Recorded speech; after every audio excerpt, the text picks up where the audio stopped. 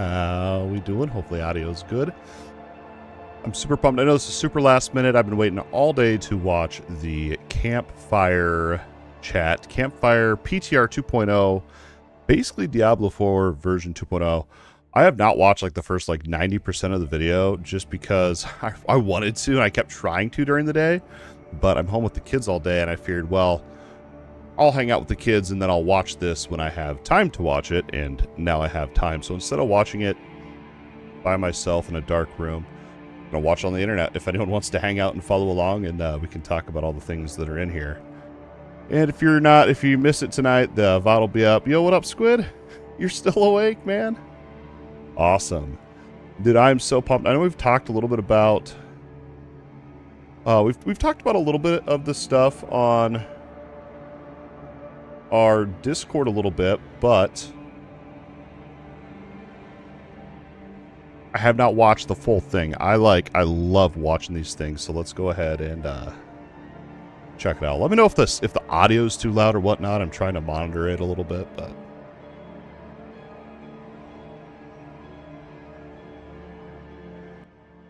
once we get going here. Anyway, they got there starting soon. I know this is the first part of this. I think is from Gamescom opening night live. If you guys watched that, I'm gonna rewatch it anyway because I want to.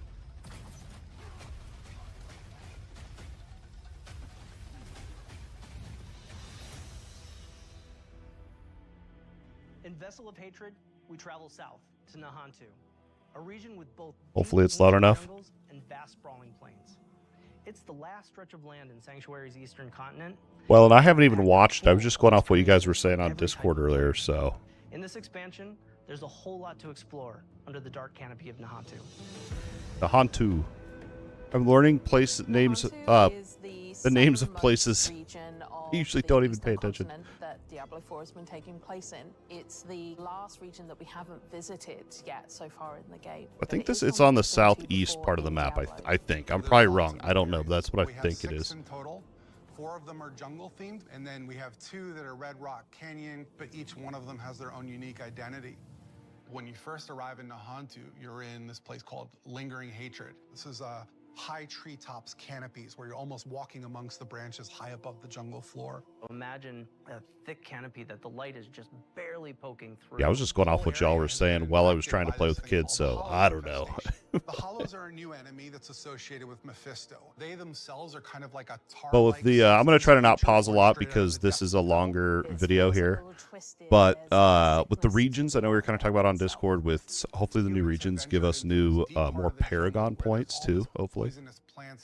I think they said there's 6 new regions, so that's... and maybe they'll do away with those region rewards and stuff, I don't know. The dregs were pretty fun because we were able to push more variety in the monster family. You have one of these tall dregs and then half of a body of another dreg on top of it. I didn't realize it was half a body. That's gross. Telling it where to go and tossing poisonous bombs at the player. When you come across it, it's very memorable. And then we've also got the area of Tenganse, where you've got the Tenganse Plateau, which is full of these red-rocked plateaus and canyons. Imagine getting up above the land. Those gigantic walls have pockets inside where monsters could live. It offered up a lot of opportunity to bring back a monster family like the Lukunai. Makes me think of No Rest for the Wicked's world with all the elevation and stuff. With multiple classes. What a more brute force looks like, what a caster looks like. They are very much when I first saw the the Red Rock regions, I think they're calling it. And then this little sub area. When I first saw it, I thought that looks just kind of like the desert over in the dry steppes and stuff like that. So hopefully it's more different than kind of the desert we have now. The jungles and kind of input their influence on it. Within the Field of Giants, you have these giant corpses of these long-dead demons that humans have begun to mine away at for their resources. They're mining the dead demons for resources. To the land around it. The notion of massive demons walking Sanctuary 1,000 years ago is really thought-provoking. Yeah. Plateau's also got just this beautiful color scheme to the But it's more red. Isn't Arizona more desert? Like, isn't Red Rock... Is Arizona red or is it more brown?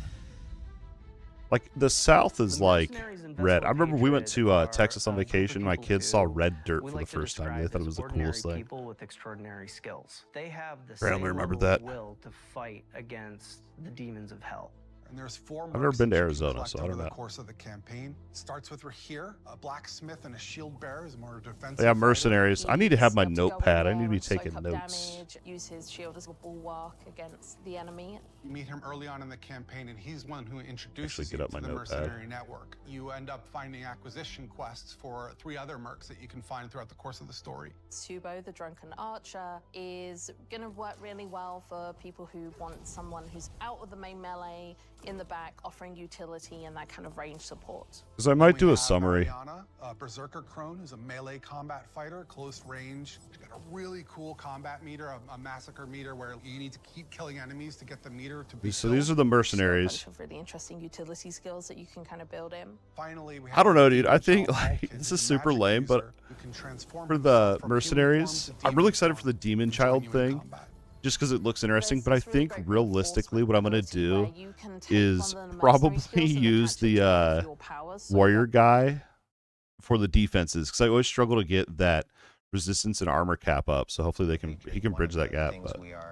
But with Tyrell's might, we don't, even now we don't really have that big of an issue once you're geared. But type of mercenary, but this time you can Anyway. actually push a little bit more into the skill tree and make the mercenary the way you would want to play.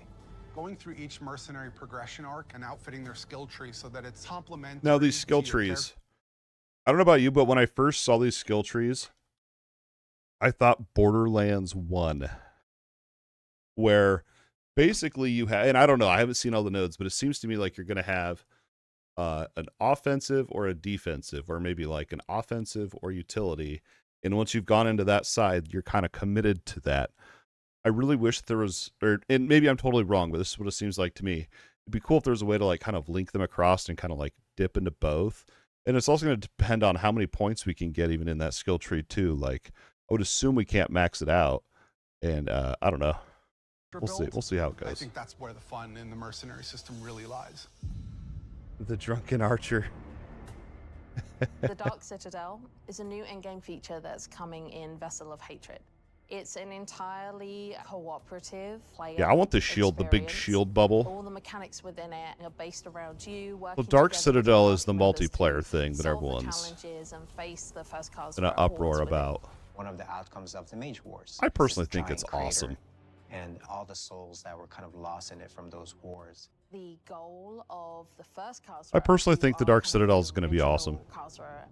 They're using the powers within the Citadel found within this crater to perform experiments to try and bring back their dark. Like, I don't want the lore. I want to know, like, what Recently, kind of people puzzles? have Like, started how going complex missing. are these They head into puzzles the going to Gaza be? region, they disappear, never Or to can be we seen just again. blast through So them? it's clear that whatever they're planning is about to come to fruition, and your job as the players to get in there and stop it. Citadels are a place where we take what is the best part of Diablo, combat, But it also and seems test it like in a every different way, game mode which is going to have adding like in its own cooperative purpose, mechanics right? Like that you Nightmare have to manage Dungeons on top of that. are no longer going to be for example, glyphs. They're a going to boss has be an for attack. masterworking As a player, You have materials. to collect an item that allows you to reflect the attack Pits back are at him. gonna So there's a be little bit of a for Twitch your level glyph mechanic leveling. there, where you actually have to time Dark your Citadel reaction is shot. for What's interesting your about it, when you get multiple people temper in there, reroll we're each scrolls. responsible for And reflecting then the that shot Undercity once. had a We all have purpose that I'm certain not master remembering timing right for that now. move. You can't do that kind of thing without coordinating as a team, and that's sort of the example of what Citadel gameplay feels like. When designing the Citadel, we designed a lot of really cool bosses. And so one of the things Which is that we good and did bad, is 'cause we it's like, took that design maybe I and really made, want like, masterwork armor materials, sets but I for each don't of wanna the do Nightmare classes. Dungeons. That way you feel like you took their armor and you feel like you're wearing a little bit of them after your victory.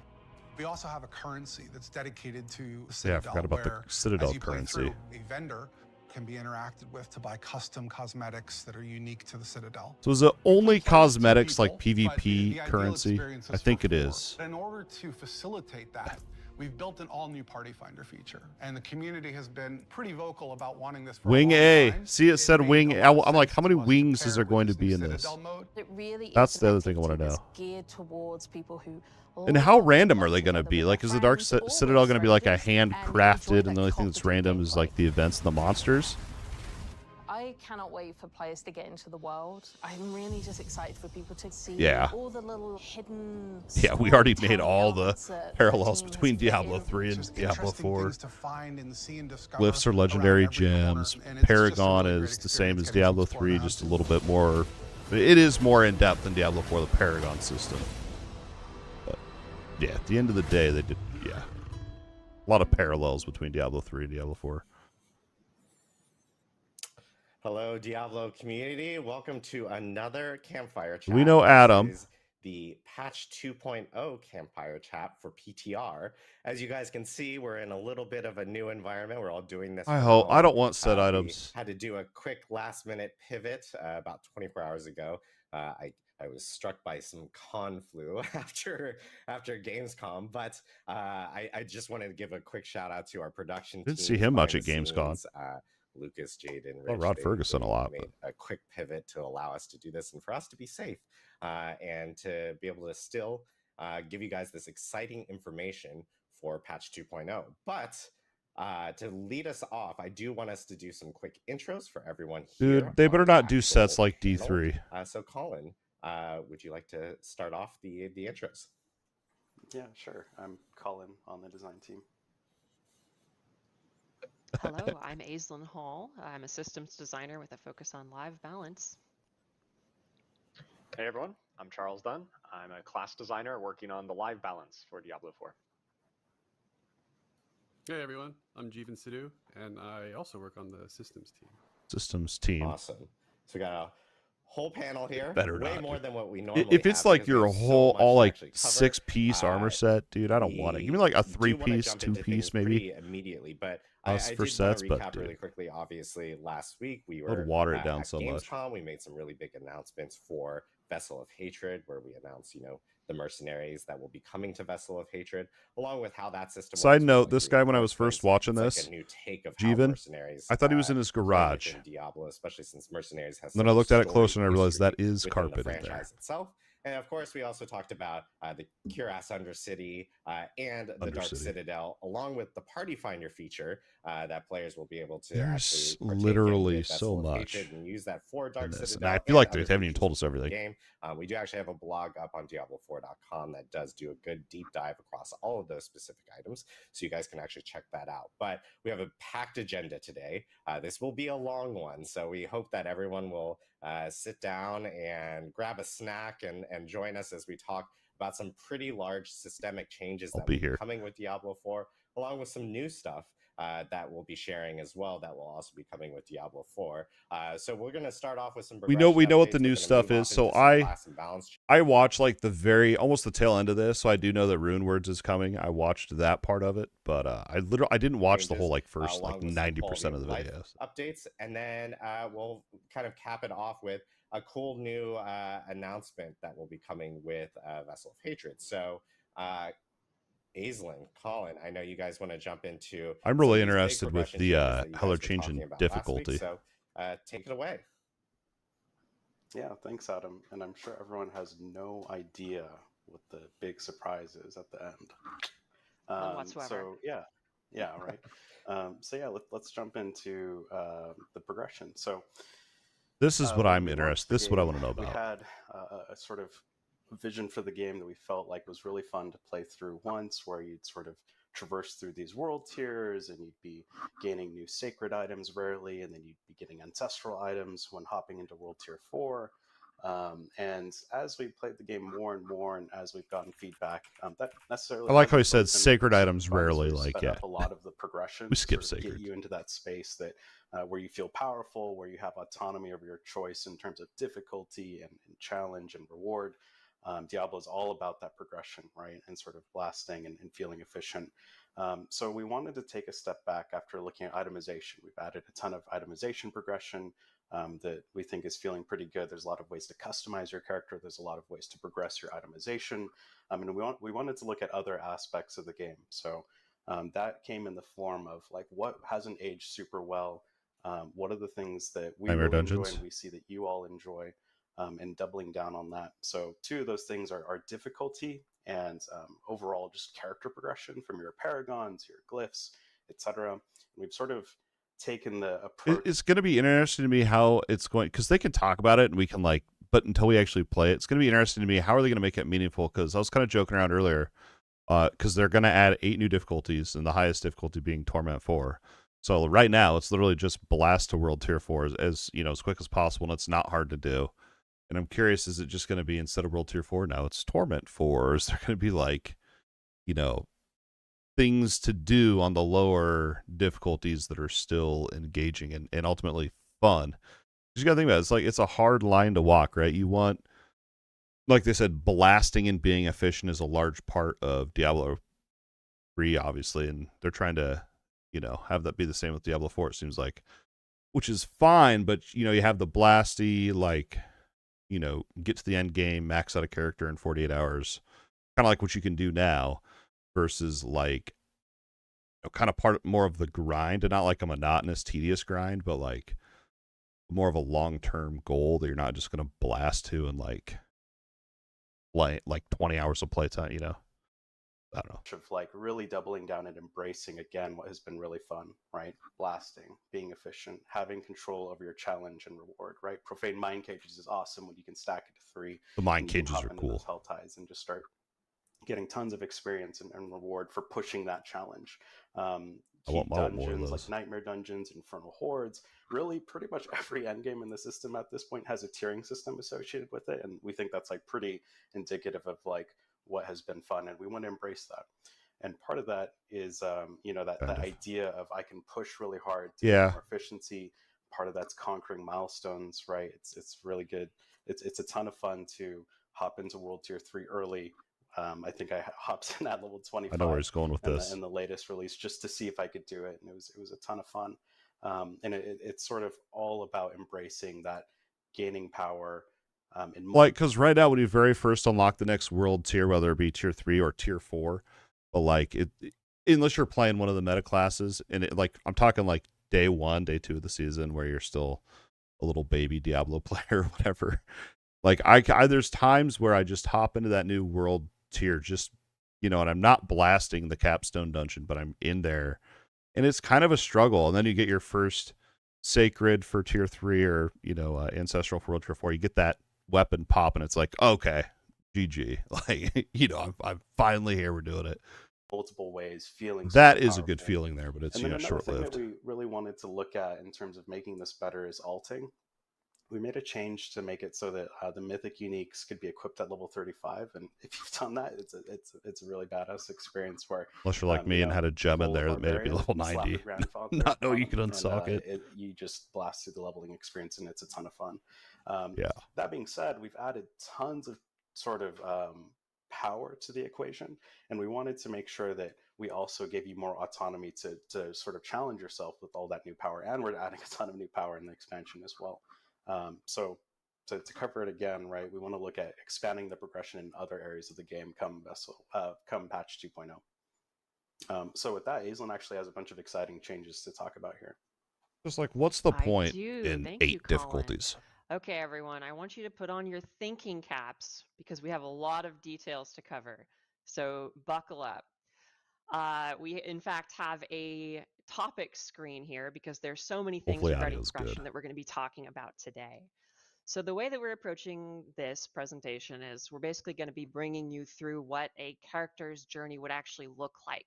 You know, starting by talking about the character journey, and then talking about some difficulty tier changes that are coming, and then going deeper into, you know, how you're going to be gaining more rewards from those said difficulty tiers. I'm chuckling to myself because I'm thinking like, well, until day 3 of the season, and you can just power level everyone, right? Like, you know what I mean? So, yeah, without further like, ado, all right, let's do it. Simply jump in and get started with the character journey. Okay, so some changes coming to how you're going to be leveling up. There's going to be a level adjustment, first of all, coming to patch 2.0. Right now in the live game, you know, you go from character level 1 to 50. Those are your skill point levels. And then every level after 50 is a Paragon level where you're earning 4 Paragon points per Paragon level. We're going to Right. be splitting those out in patch 2.0.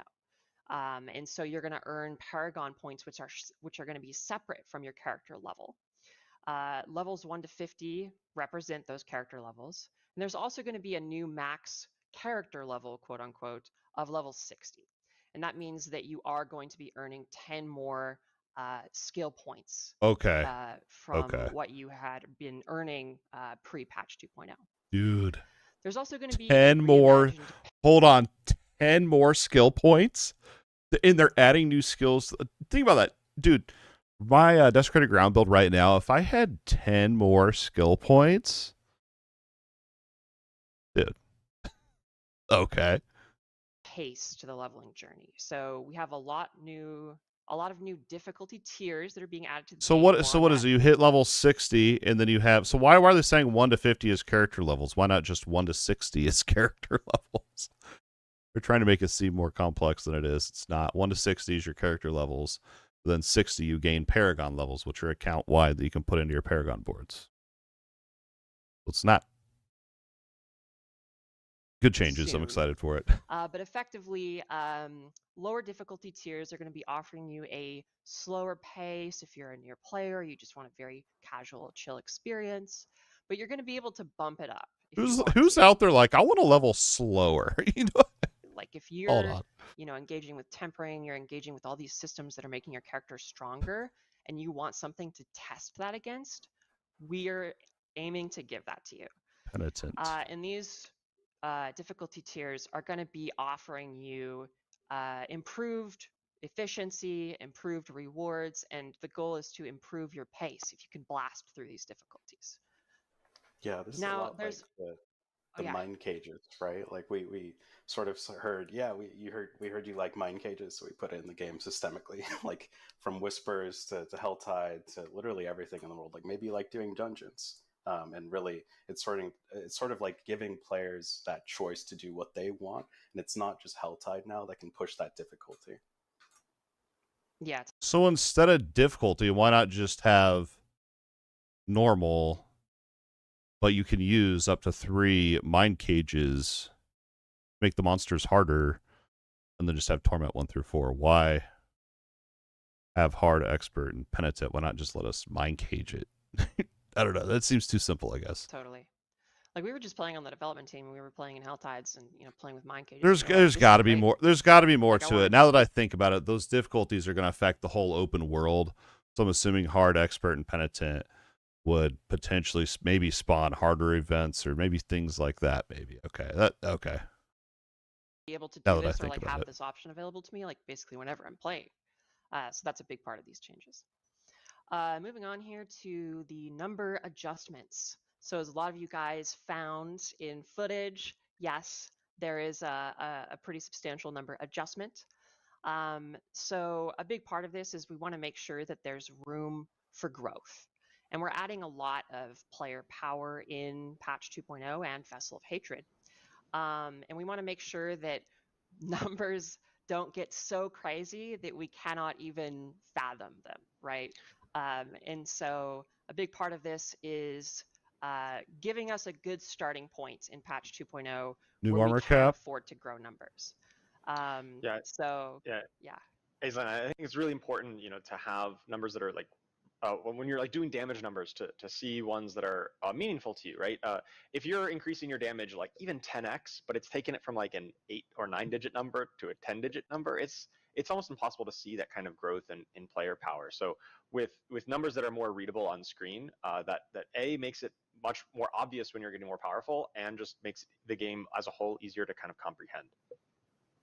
Totally. Yeah, and it's important to note that like this is relative.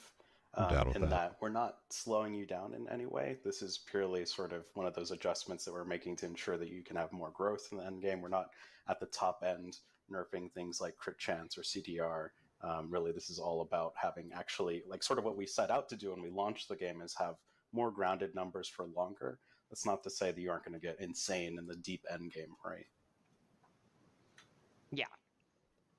You're still going to be hitting for a lot of power to game. And yeah, finally, just going back to this first bullet here on this slide, we're going to talk more about Paragon later, but for now we're going to focus on some other things. So sit tight. Someone needs to timestamp this thing. Okay, let's talk about how monsters are changing.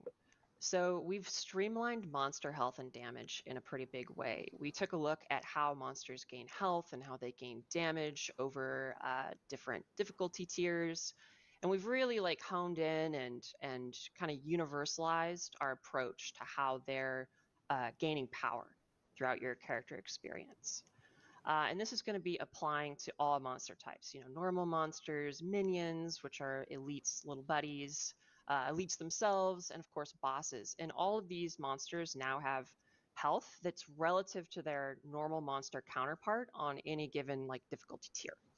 And what this does is it really helps smooth difficulty progression and the difficulty of any experience that you're currently in. Secondly, we have some changes to monster scaling. So monsters are going to scale to a pit tier, and we're going to talk more about that as well pretty soon too. Wait a minute. So sit tight. And the big thing here is that monsters are always going to match the player level now. So on live, we have a world where monsters can be, you know, 100 levels offset of you and anywhere in between. And that can be fairly hard to understand. And so a big part of this pass is kind of removing that element of the game so that we can focus on what difficulty we're currently in and using that as the judge of how hard or how easy or wherever in between the content you're currently in is. And finally, we have some pretty cool combat tuning changes. So does that mean, because right now you have depending on what difficulty you're in or world tier you're in, their monster levels are a certain level, and if you're that level or higher, they then scale to your character level. So now monsters are always going to be your level, always. But what's going to scale the monsters instead of it being the world tier is going to be how far you've pushed into the pit. What if you're what if you're in a party and you're getting, let's say you're getting carried, and your buddy blasts level 200 monsters, and then you leave the group, and you can't play. All the monsters are now just scaled up to 200, and you're just screwed. They had to have thought of that. There's no way. Taking a lot of looks at, you know, maybe like I'm not thinking of this right. Moment-to-moment combat pacing in the game, and monster mechanics across the board have been adjusted to really hone in. I hope I'm wrong momentum. On that. That could be you're terrible. Slaughter demons. We want you to move quickly through the game, and we don't necessarily want monsters to be slowing you down, especially normal monsters. And to achieve this, we've reduced instances of getting one shot like out of nowhere, and we've also adjusted boss HP so that they're not quite as grindy after you're moving in from, after blasting down AoE packs in the pit, for example. Yeah, some of the bosses are just definitely awful right now. Oh. Great call. Go ahead, Charles. The one shots, you're probably just not armor and resistance cap. It's your own fault. That's always but not all the time. So far is like, hey, you're really strong. You blast through most of the dungeon, and then you get up to the boss, and the boss takes 5 minutes or more. That's just like such a slog. So we're definitely making sure it's a more consistent experience. It's terrible right now. In a given difficulty tier, you're pretty on your build. More consistent experience across boss and other portions of the game.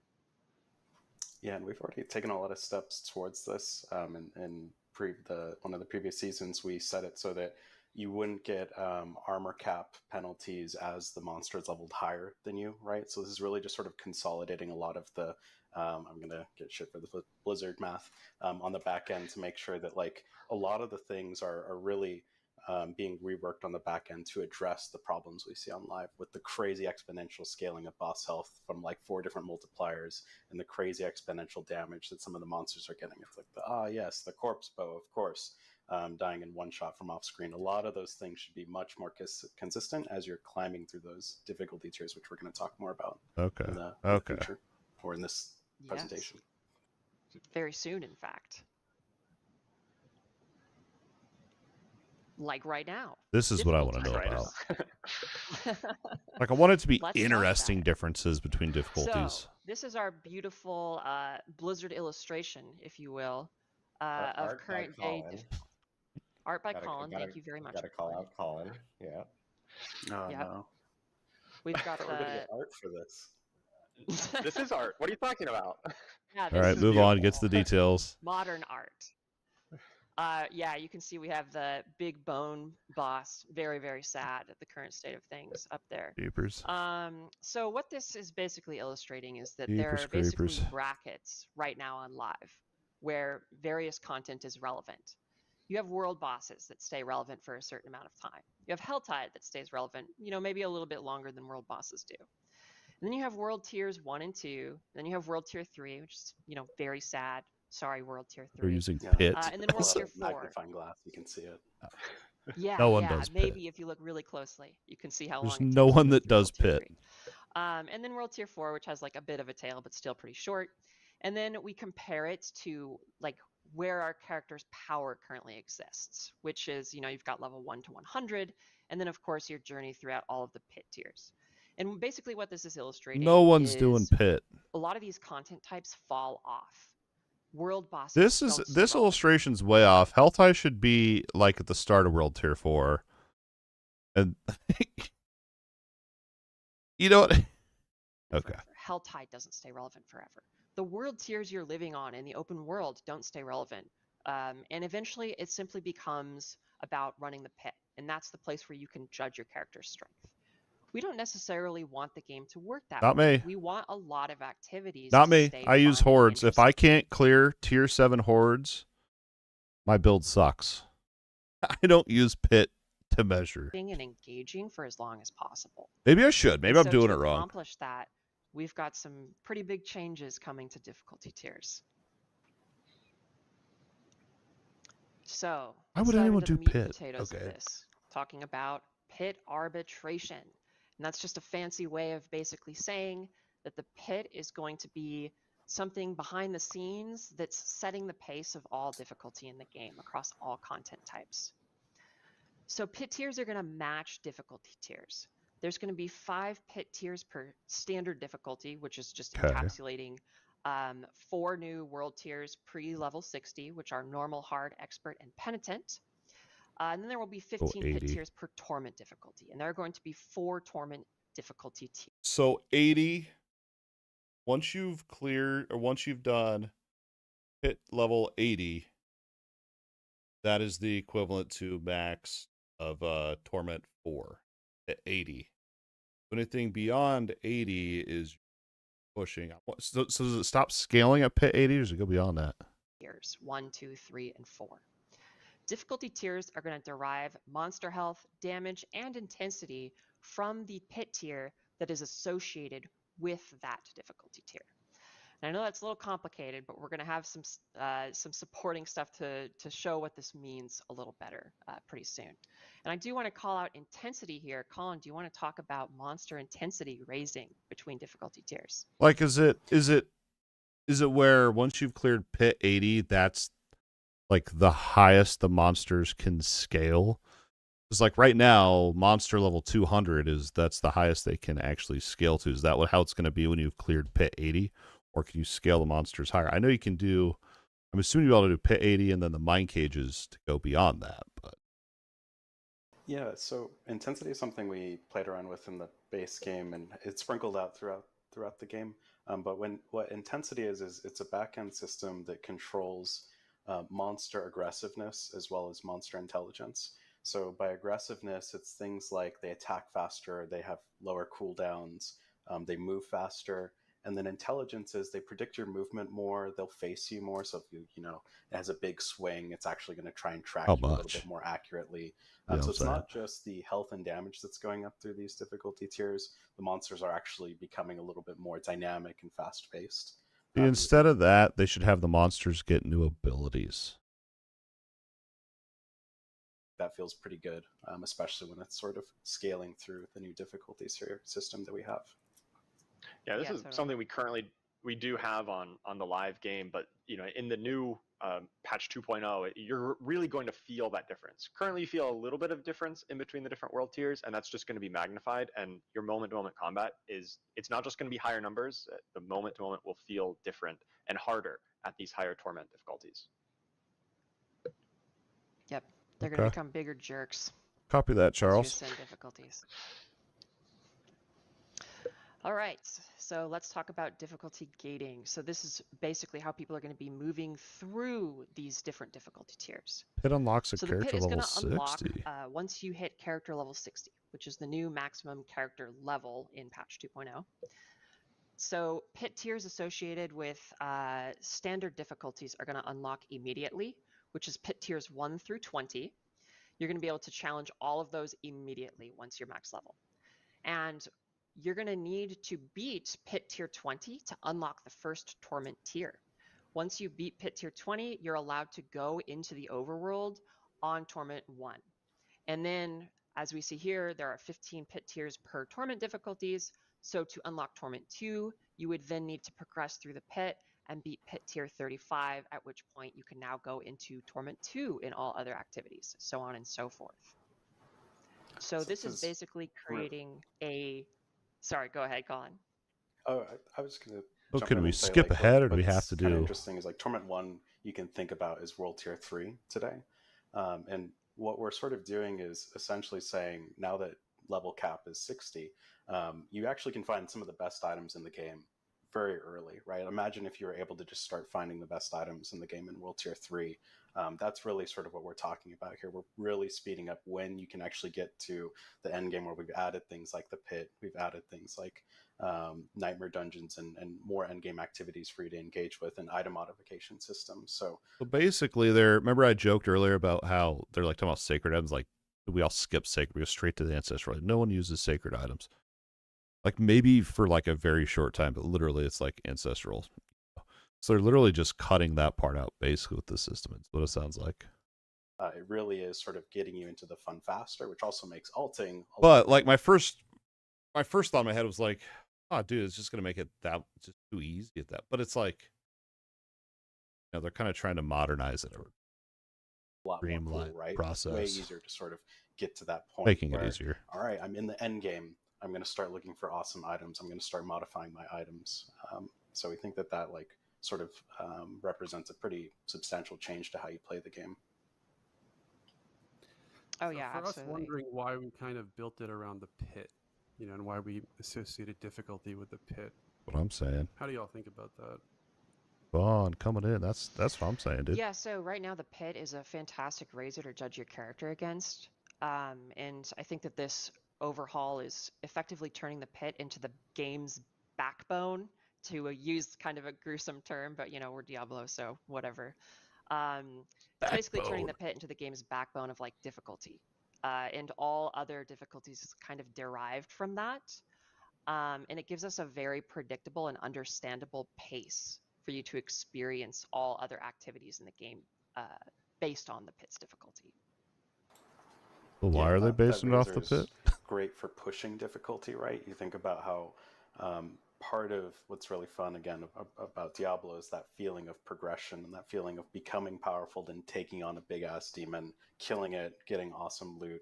And what the pit is going to do is you're going to push that difficulty, then unlock new torment tiers, which is going to unlock more efficiency for you.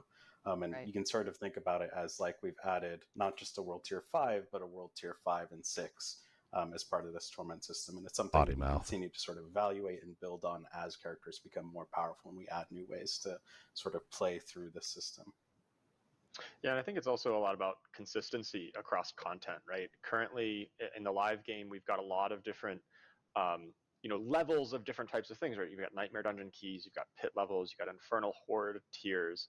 And we just kind of realized that, hey, the pit is something that we have, really good delineation between the different levels. So you've got a wide spread of different tiers for that. And that's something we can kind of peg difficulty against across the whole game to make a more consistent experience. When you're in a certain difficulty tier, you're just going to get a more consistent experience across all activities. Right. Yeah. Yeah. So like when not you're on really. Torment 2, you're going to know that all content you're facing is on the level of Torment 2. But right now on the live game, you know, you go into a pit tier 50 and you're like, okay, it's pit tier 50 difficulty. And then you go into a nightmare dungeon tier 50 and it's a totally different difficulty. And then you go into an Infernal Hordes tier 8 and you're like, wait a minute, this is extremely hard compared to these other ones. They're just not Okay. similar, right? And so we want to create a more level playing I field get what. Okay. so that difficulty is easier to understand. Okay. It's She also- explained it. It's like a about common level- language and shared experience for everyone. Yeah, that's definitely a benefit, and it's also, in some sense, leveling up all the activities. Like, I know that there's some people who really enjoy Whispers, for example, and Whispers just falls off. Like, if you're doing the pit and you're level 100, you're level 90 in the pit, like, Whispers are terrible, right? Like, you're not actually going to run Whispers when you're pushing that deep into the game. But now when sort of things are leveling up with Torment tiers, you have a place to go and sort of juice the efficiency from those different activities, if you like that activity. Yeah, So and do this kind of carries over to other activities, not just Whispers. It's like, I don't know if I missed if they said the monsters scale off your pit clear, or are they scaling off of the torment level? you know, your Hell Tides. Yeah, to the whole Infernal world is Hordes. leveling, right? Yeah, and Yeah. like which is another thing. Like Infernal Hordes is something that obviously was introduced in season 5, is coming back, and is a permanent feature within the game, and is also going up with the rest of the content. Yep. All right. So let's talk a little more about the details of difficulty tiers. So on the right-hand side here, you can see this table. It's basically showing off the associated pit tier with any given difficulty tier. So normal simply starts on 1, and then like we does saw scale off the before, pit. it goes up by 5 each time until you get to Torment tiers, at which point it goes up by 15 each time. So Torment 4 lands on 65, Torment 1 starts on 20. And in light of this, we have changed the highest pit tier to be 100, down from 200. And this doesn't mean that the pit tier 100 is going to be the same difficulty as it is on live. It's going to be harder. So That's a good each move. pit I think tier that's a good move. you're going up is going to be harder than it was before, effectively. And we also have this pretty neat new system where we have smart keys. And what that means is your things like Infernal Hordes or Nightmare Dungeons, the keys to enter those activities are now going to follow the current difficulty. What's up? I can't read. Hey, thanks, man. Yeah, I'm confused, but I think they're gonna explain it. I think they're gonna explain it to us here. Can't wait to see the review video. I was confused with some of it. Have a good night. Hey, I will. Thank you so much for the support, man. I really appreciate it. Yeah, I think I'll probably do a recap video and stuff too. I'm so pumped to sit here and watch this. Thank you for the support, Squid. I appreciate it, man. Have a good night. So if I have an Infernal Horde Thanks for staying up so late. and I'm on Torment 3 and I use it, I'm going to go into a Torment 3 difficulty Infernal Horde. And the same is true for Nightmare Dungeons. So we're pretty excited. Yeah, I literally was like, I want to watch this when I can pay attention to it. And yeah. I'm glad I'm sitting here hanging out with people on the internet watching it. All right, I think I missed something she said. Going up is going to be harder than it was before, effectively. The smart key and thing. We also have this pretty neat new system where we have smart keys. Like, is this the mine what cages? That means is your things like Infernal Hordes or Nightmare Dungeons. The keys to enter those activities are now going to follow the current difficulty tier that you're on.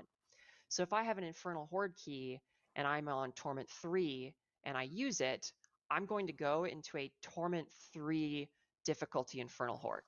And the same is true for Nightmare Dungeons. So we're pretty excited about that change because, again, you know, coming back to all these things we've talked about, where it just kind of makes things easier. So instead of having Nightmare tier 1 through 100, you're going to have Torment 1, Torment 2, Torment 3, Torment 4 Nightmare Dungeon. So it simplifies it in that. And I think that's fair, because if you think about it, like 100 Nightmare Dungeons, like, what's that really scaling off? You know what I mean? I guess monster level, but like they're just between, 98 to 99 is so minimal. I think this is good. I think it's good. just makes life easier. Yeah, it's a big quality of life change because on live right now you get a bunch. But I still don't know if is it scaling off of your pit clear or is it scaling off of your tormented difficulty that you're on. Sounds to me like pits are only there to unlock difficulties and the whole game scales off whatever difficulty you're on. Bunch of sacred nightmare dungeon keys, and I'm sure everyone runs a ton of world tier 3 nightmare dungeons, right? You definitely don't just pop in to get a sacred weapon, but what I'm getting at is a lot of those keys just end up getting salvaged, and now when all keys can sort of carry weight through various torment tiers, getting a nightmare key is this interesting choice of like, well, do I keep it or do I run it now? Because if I keep it, I can just use it at a later time, and it's really about giving the players that choice on when do they want to run this content. We're not just going to invalidate that key and say, oh, in Torment 2, just you need to salvage find it. a new key to do this thing. Same thing as you do now. Just salvage it and wait till you're on Torment 4 and then grind Torment 4 version of it, dude. It's definitely making key management a lot easier. But at least players have the fluid option, well. I guess. One thing on the pit, Aislinn, that I think is really interesting is we definitely have rescaled the pit. Tier 100 is sort of like our 200 on live. But I think that's something that we definitely want to keep an eye out on PTR. We don't have any problems with increasing the amount of pit tiers. Like this is something we can definitely revisit if we see Just an make it PTR infinite, that my dude. are insane, which is probably going to happen, and you beat tier 100. We really like that it's a razor and measuring stick, and we don't want to take that away from players. Make it infinite. That's something that we want to get PTR feedback, and we could really use your help. Make it infinite. Why limit it? Seeing how far you can push it. Make it infinite. Oh yeah, that's a great point. And like we've said on this stream, there are going to be a lot of new player power opportunities. Just make it infinite. And so, yeah, please show us what you got, as they say. Okay, so let's talk about, let's just dive a little more into the details. I think we went over a lot of this stuff already, but we can kind of go through this slide here. I'm trying to not read. I'm trying to wait till they talk and then I follow along. Yeah, all content in the game exists within an expanded difficulty tier selection, like we were talking about. I think an important thing to call out here is that, for example, Penitent is, if you're comparing it just to like kind of understand what it's going to look like relative to live right now, Penitent's kind of going to end up being like World Tier 2 if you added 45 monster levels on top. I don't even know what level that is. And that's intended to kind of be the upper echelon of like pre-max level character leveling. So if you really want to amp up the difficulty to as hard as you can make it, like going on to Penitent is where you want to be. So you literally cannot do Torment at all until you're max level. That's what I'm understanding too. That just seems just a lovely little visual aid. We've got some cool new icons for these difficulty tiers. I like them pretty normal, hard, expert, and penitent. It gets harder as you keep going. Okay, so yeah, and we really want this to be like opt-in, not progression locked. And so the vanilla Diablo 4 difficulty tiers kind of operated as progression tiers, right? And what I mean by progression tiers is the moment you get to World Tier 3, as Colin was saying, like you unlock sacred items, maybe you go into a dungeon so you can find a sacred weapon. And these things unlock so quickly and they drop so frequently that you kind of just got this huge burst of power, and you never really got to feel that power. What I was talking about earlier. And we want to make sure that you are like feeling each upgrade you get in the game, and it feels really, really punchy. Dude, I literally said that. And we really want these new difficulties. I literally said, like, when you get to the first world tier, you get that first upgrade, it feels amazing, but that feeling short-lived. Like, all right. Difficulty tiers to be player guided. Like, we want you to be able to make your own decisions on when you're moving on to the next one and what's the right pace for you. And of course, these new difficulty tiers are going to give you improving rewards. You're going to find more gold, more experience, and you're going to have more loot efficiency per difficulty tier. We're going to be at Torment 4 in 2 days. The higher difficulty tier you can fight the game on, the more efficient your experience is going to be effectively. Yeah, and I think that's really... Go ahead, Charles. Go ahead, Yeah, I was just saying that's really like what I view as the differentiating factor between I like what his the current table. V4 is and in the new patch 2.0 is if you enter Torment 1, you can find the best item in Torment 1. You could complete your character and get full best in slot and everything. It's just going to take a while, right? It's going to be less efficient. You're going to be getting less loot.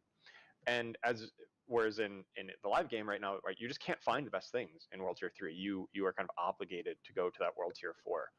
And There's now, no problem with if that. you're able to clear higher torments with efficiency, that's just going to be the best option for you to find the gear more efficiently. But you aren't forced into Torment 4 to find the best items in the game.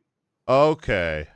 Yeah, that's something I've really liked about it is that, we get to start the end game a lot earlier with Torment, right? Because there's nothing that you're excluded from. There's no awesome piece of loot that you can't find by Torment 1. And so you get to really start to test your build after it's kind of gotten some real optimization, I think much earlier into the journey than before. I'm kind of I'm torn on this because in my mind this can go one of two ways, and I don't know where I stand on this, but I'm thinking my knee-jerk reaction is like, well, the best gear should be behind the hardest content in the game. Torment 4, right? World Tier 4 currently is Ancestral. You have to play it to get it.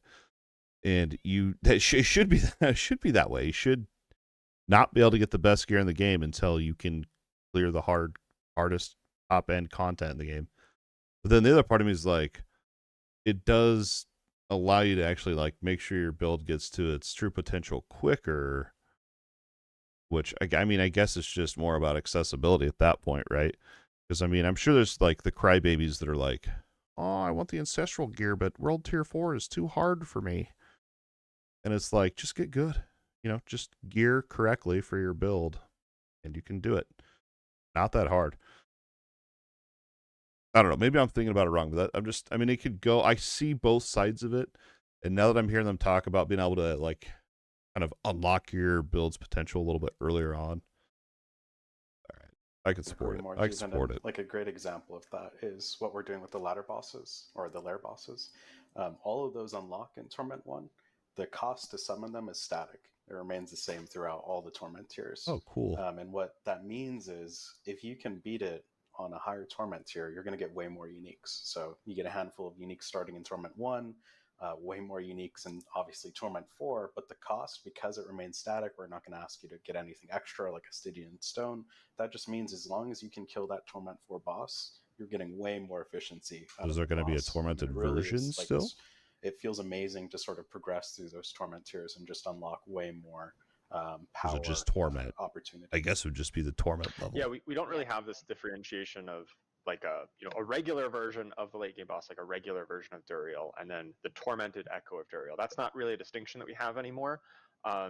Whereas like previously it would cost more materials to summon the tormented version, but it would give more rewards. Now it's the same cost across the different Torment tiers. It's just if you're able to conquer him on Torment 4, that's where you're going to get the absolute most bang for your buck in terms of resources in to loot out.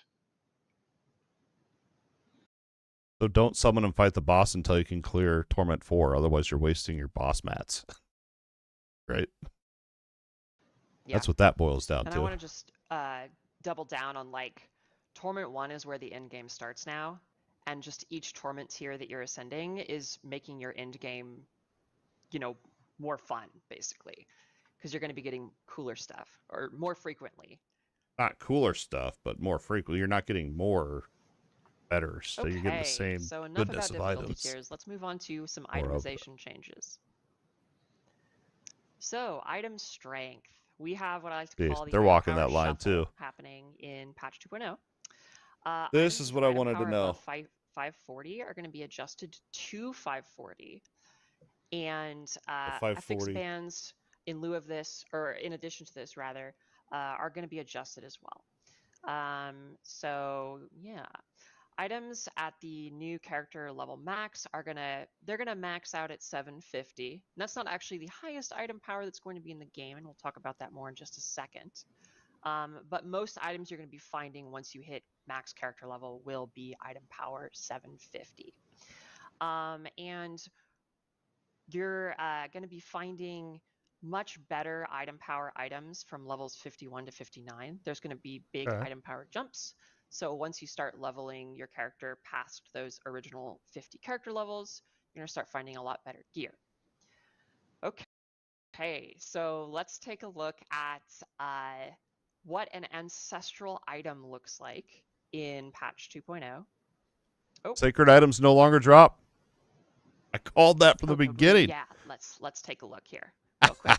So knew it. You'll notice here that this item has 800 item power, which is 50 higher than the max 750 that I was talking about before. Yeah, how do you get max? That's all I care about. You'll also notice on the right-hand side that that is the Torment icon. So ancestral items can be found starting on Torment 1.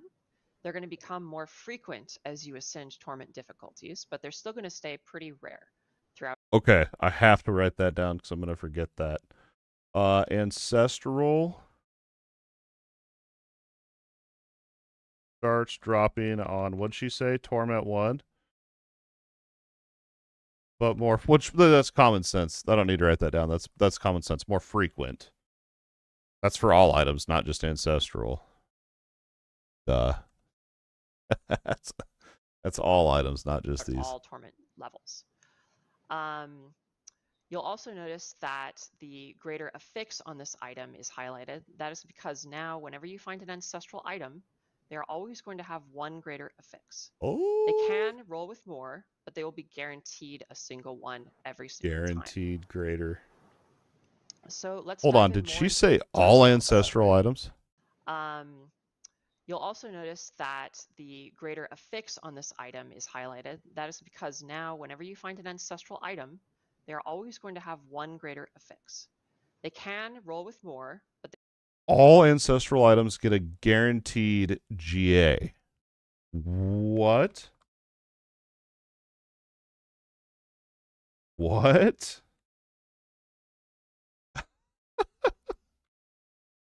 I don't know how I feel about that. I don't know. I don't like that. I'm gonna be honest. I don't like that. They will be guaranteed a single one every single time. I don't like that. So let's dive in more into the details. That, right? Maybe I'm a masochist, but I like the grind for GAs. Finding a greater affix on live right now is sometimes like, you know, when you kill a boss and there's like a pool of loot and there's maybe a couple GAs in there, but now they're all gonna be. It like takes away. You're gonna be numb to GAs by the end of this. It's on life per second. That's like, oh, okay. Got a greater affix on life per second. But now when you see an ancestral item, it's always gonna have a greater affix, and that ancestral eye power bump, the affix bump, is gonna feel really good. Even if you miss that affix, it's still a huge upgrade to your character if you haven't found one of these before.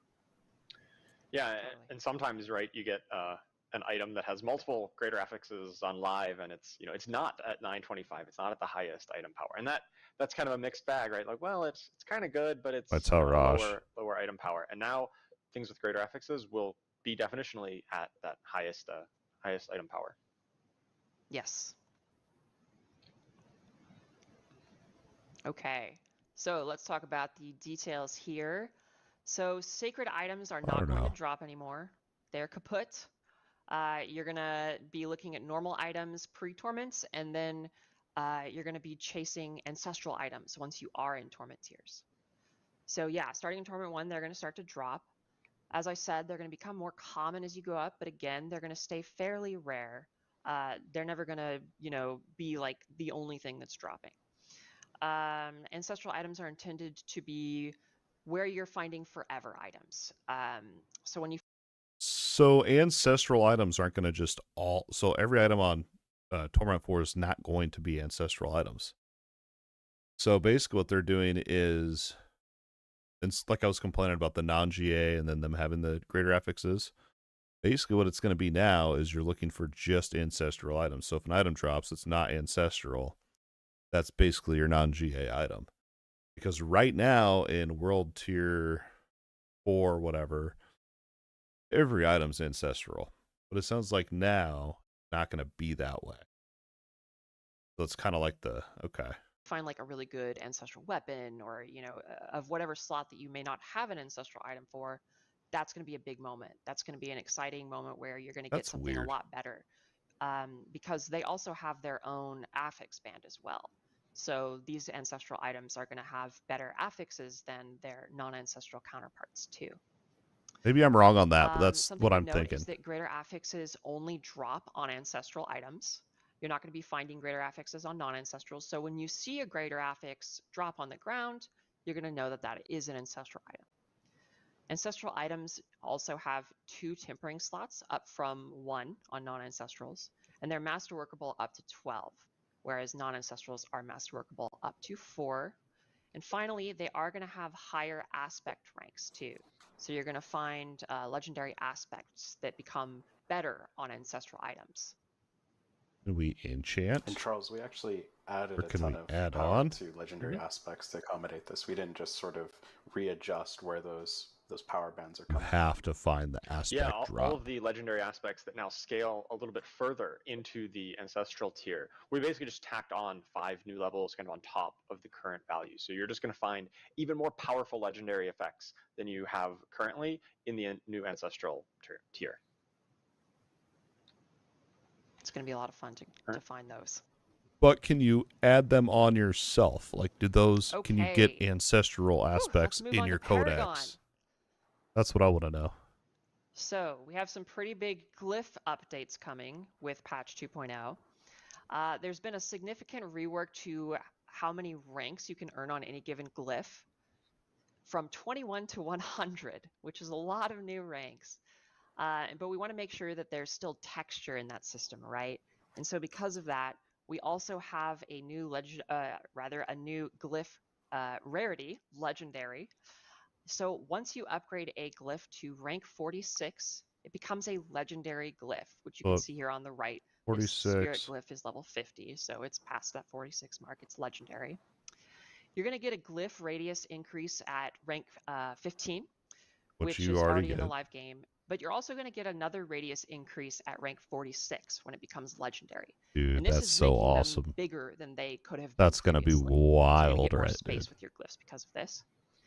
And when a glyph becomes legendary, it also unlocks a significant bonus, more so than it did before.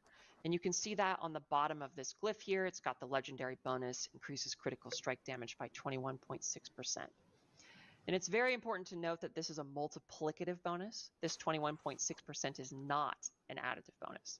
So you're going to be getting a lot of power from that bonus there. Something else I want to bring up is that glyphs are moving to the pit. So you're going to be upgrading your glyphs in the pit. You're no longer going to be upgrading them in nightmare dungeons. And it's going to be an attempt-based system. So when you finish a pit run, you're going to go to the end, and you're going to be able to have some chances to level up your glyph and increase their ranks. And if you are in a pit that is 10 tiers higher than your current. So this is why they have the pit capped at 100, because that's your glyphs can also go to 100. That's why the pit goes to 100.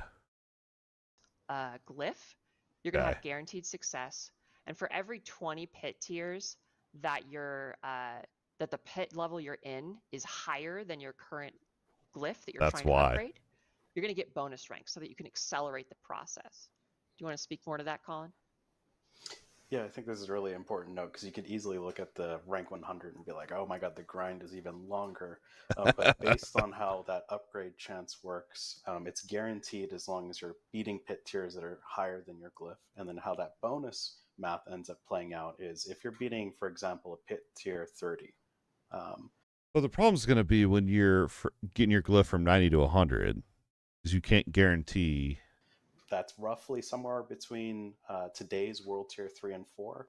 You can upgrade a glyph from 1 to 15 in 3 runs. So you think about the difference between today's game and patch 2.0, you're getting those glyphs leveled way faster if you're pushing that difficulty. And what we really wanted to do here was we've heard a ton of feedback around how the XP system for Nightmare Dungeons feels really grindy. It also just doesn't serve the Nightmare Dungeons very well, right? It's like, how do I get to the end as fast as possible, but nothing in the dungeon matters, right?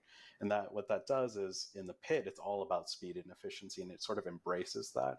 And we think that that's just really going to accelerate your pit glyph upgrading speed.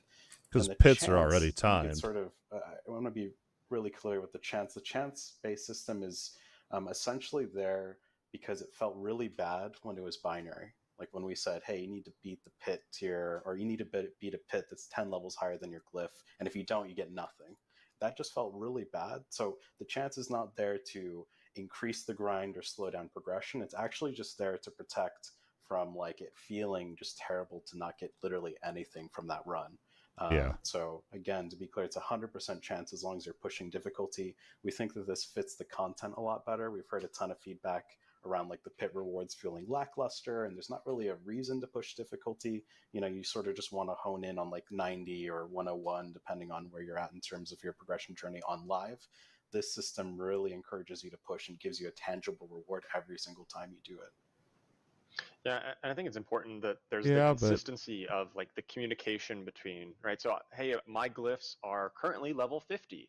Well, what kind of pit tier should I be approaching to upgrade these? Well, somewhere in the range of 50 to 60, right? You just a little Just bit higher. do the so that highest you can do. Pushing that harder content.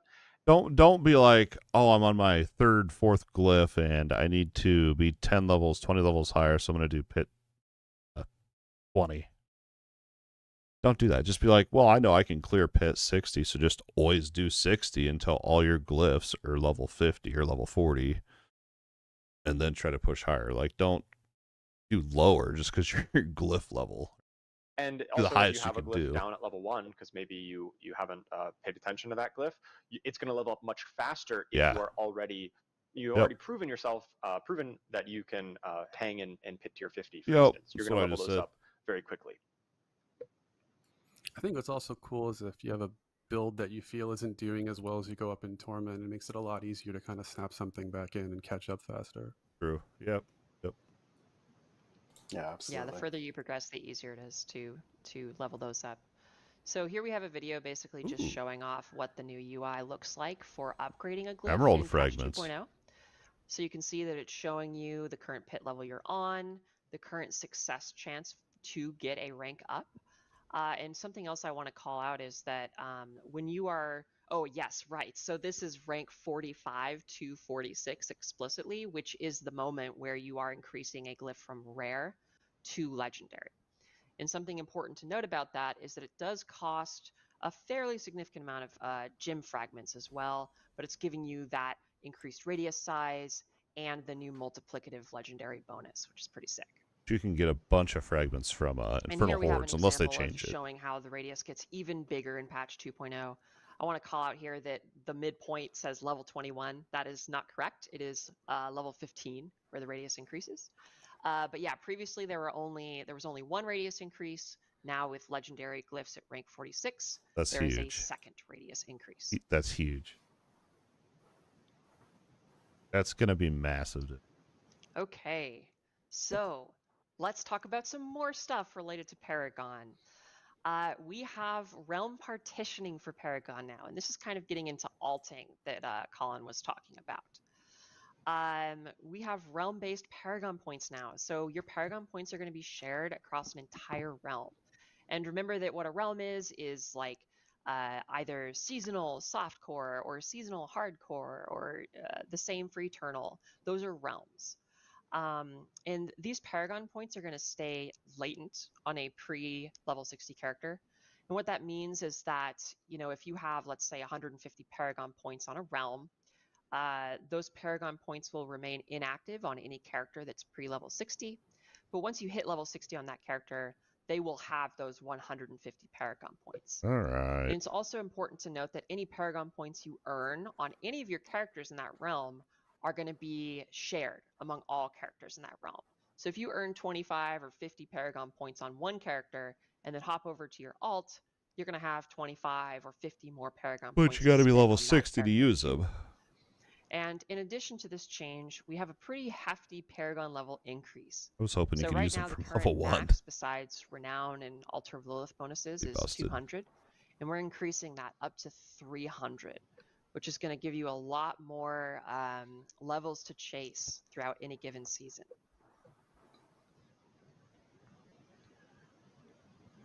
Okay, and in light of these changes coming to Paragon, we've made some That's huge. adjustments to the way that boards work as well. So because we're offering so much more power with legendary glyphs and they mean so much more to your build, you know, we're looking to set a maximum for the number of Paragon boards that you can equip at any given time. Oh, really? And this is also because, you know, Up on to live right now, the 5. best strategy is to aim for as many glyph It slots as is. possible. You just go off.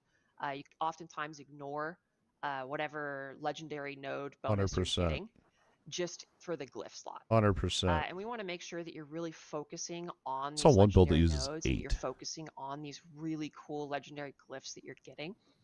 And Come really on, think about those choices dude. instead of gunning Don't for limit like us. every single glyph, for example. This also something I complements the really additional.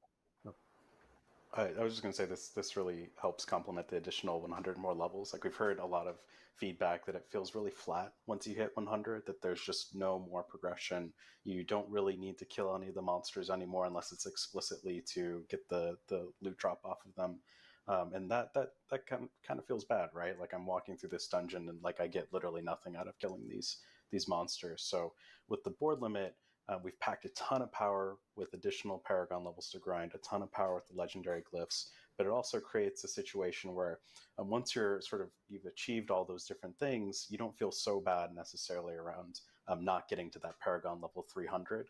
At a certain point, you start to really just sort of really need to hone in on your build, and those extra Paragon points are going to start providing you more of a show of sort of how badass you are, and give you incremental progress that's a little bit less sort of demanding that you must grind through all of this content to unlock every part of your Paragon board.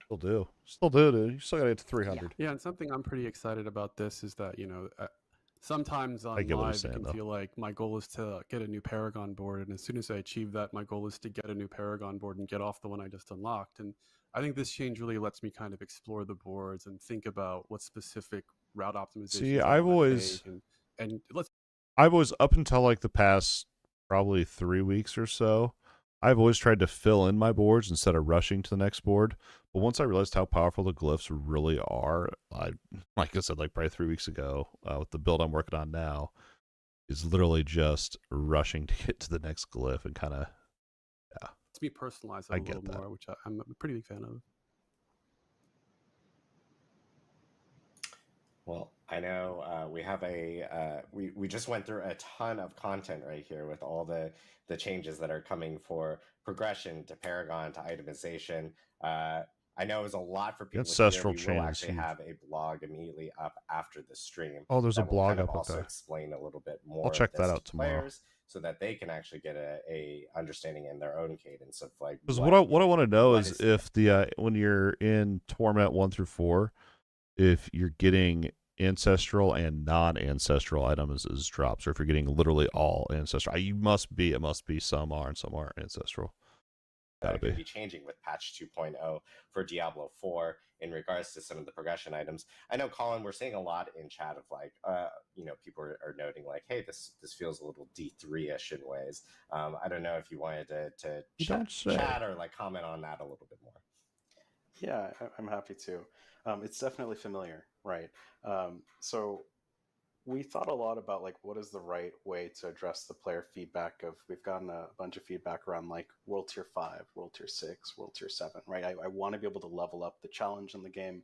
I want to be able to get more efficiency, and we wanted to do it in a way that was leaning into what we saw you all were really resonating with, which is getting to the end game faster. And we felt like, okay, well, we could add a World Tier 5 and add ancestral, uber ancestral, and increase the level cap. But that would mean you would just need to grind more to get to that point where you're finding your forever items, doing item modification. Right.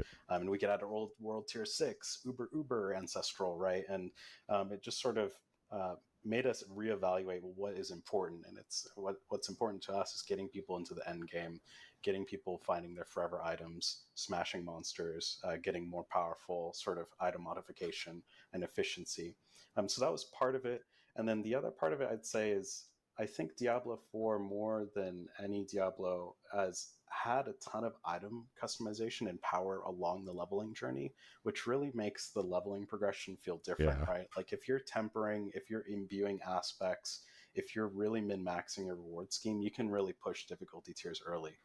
If you played D3, hard is really the only real difficulty. So he mentioned the item journeys. They talked about that in the last campfire, and I don't remember who it was that was on there. One of them was talking about the item journey, and what they're talking about with that is your tempers. Like right now, you can brick an item. You can find a really good GA item, but you can ruin it with your tempers, and then that's the end of that item's journey. And they were talking about how, the journey needs to come to an end, but I think they're realizing that's not true, and that once you do find that really good item, that your item journey should continue as part of your power progression. Because I know for a fact that we're going to be able to temper as much as we can, and you're not going to be able to, you won't brick items anymore, because I think it's the Dark Citadel is going to drop those temper reroll items, so you can just add on more tempering chances.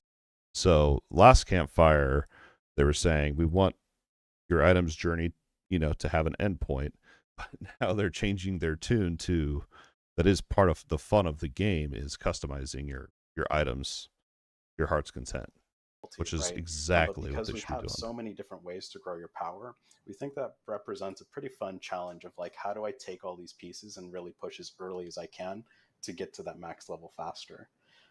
And one more thing that's really important to note is the jumps between torments are pretty enormous. We don't expect you to sort of play it like today's D3, where you essentially log in, get your Hadrig set, and hop right into Torment 16. The jumps are actually pretty enormous between Torment 1 and 2, and it creates this really fun like progression through those Torment tiers, and it feels like a meaningful step forward when you get into Torment 2 and then a Torment 3. We're hoping this doesn't necessarily feel like a 2-hour sort of journey through the Torment tiers, and then now you're in Torment 4, and that's how you play the rest of the game.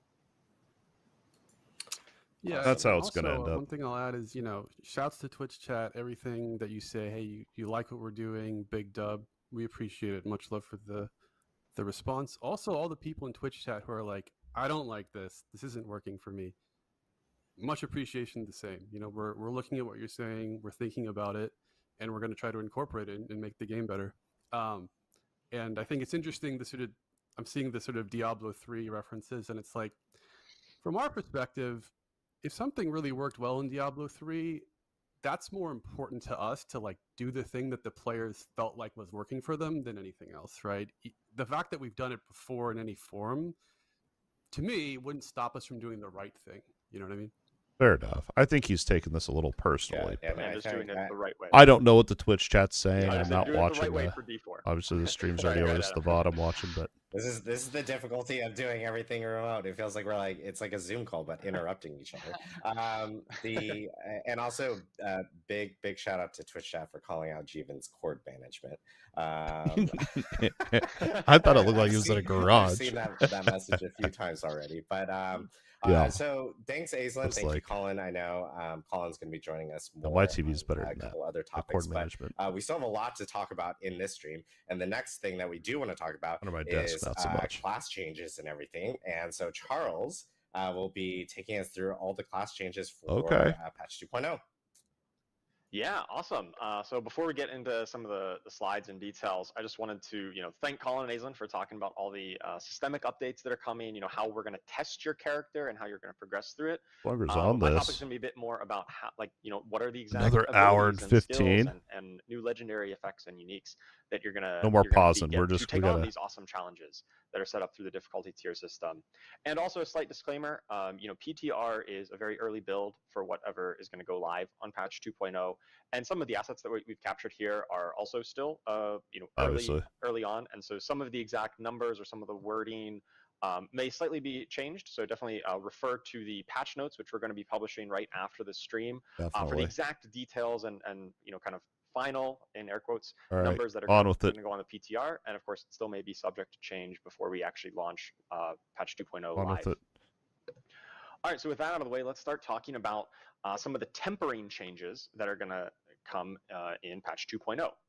So tempering is a system that we introduced back in Season of Loot Reborn, Season 4, that gave you a way to really customize your items and kind of make your build your own. And we've received a lot of feedback on the tempering system, and we're really committed to iterating on and making sure that this system is the best it can possibly be going forward. One of the key points of feedback that we heard was around weapon tempers. So these affixes that you get to attach to your weapons, right? Your weapons are your big important part of your build and your character. Right. And there was a big disparity here, where some affixes that were on weapon tempering were multiplicatively increasing your player power, right? Things like double projectiles or things of that nature, or bash cleaving, which was a multiplicative bonus. And others, not so much, right? You had some other ones that were more duration or size effect. And Right. they just were hard to compare against each other. And so going forward in patch 2.0, we've made all weapon tempering affixes multiplicative damage increases, oftentimes to very specific skills. And to accommodate this, we already had one bonus projectiles, and now we're going to have new affixes that give skills chance to deal double damage, which means if triggers the chance to deal double damage, the entire skill is just going to do twice as much damage as before. Every hit of it will deal double damage. It's kind of an all or nothing kind of deal. And then the chance to hit twice is the chance for any time it deals damage, you just get an extra hit of damage. And this allows you to trigger things like lucky hit procs or anything that counts the number of times you deal damage. That's going to trigger an extra time. So there with the hit is twice. a difference there. Okay. Offensive tempering affixes, these are the ones that can also go on your weapons, but can go on other spots as well. These are going to be additive damage increases. And these will often be to broader categories like bonus fire damage or bonus critical strike damage. And whereas the weapon temperers are often talking to more specific skills. And so here we can see an example with the Shadow Augment's Execution, where we had the Sever projectiles chance to cast twice, but now we've got new ones that are chance for Reap to hit twice. So you cast Reap, and every target you hit, there's just a chance to get 2 hits on that target instead of 1. And Corpse Explosion, whenever you cast Corpse Explosion, there is a chance for the entire skill to deal double damage to every target that it hits.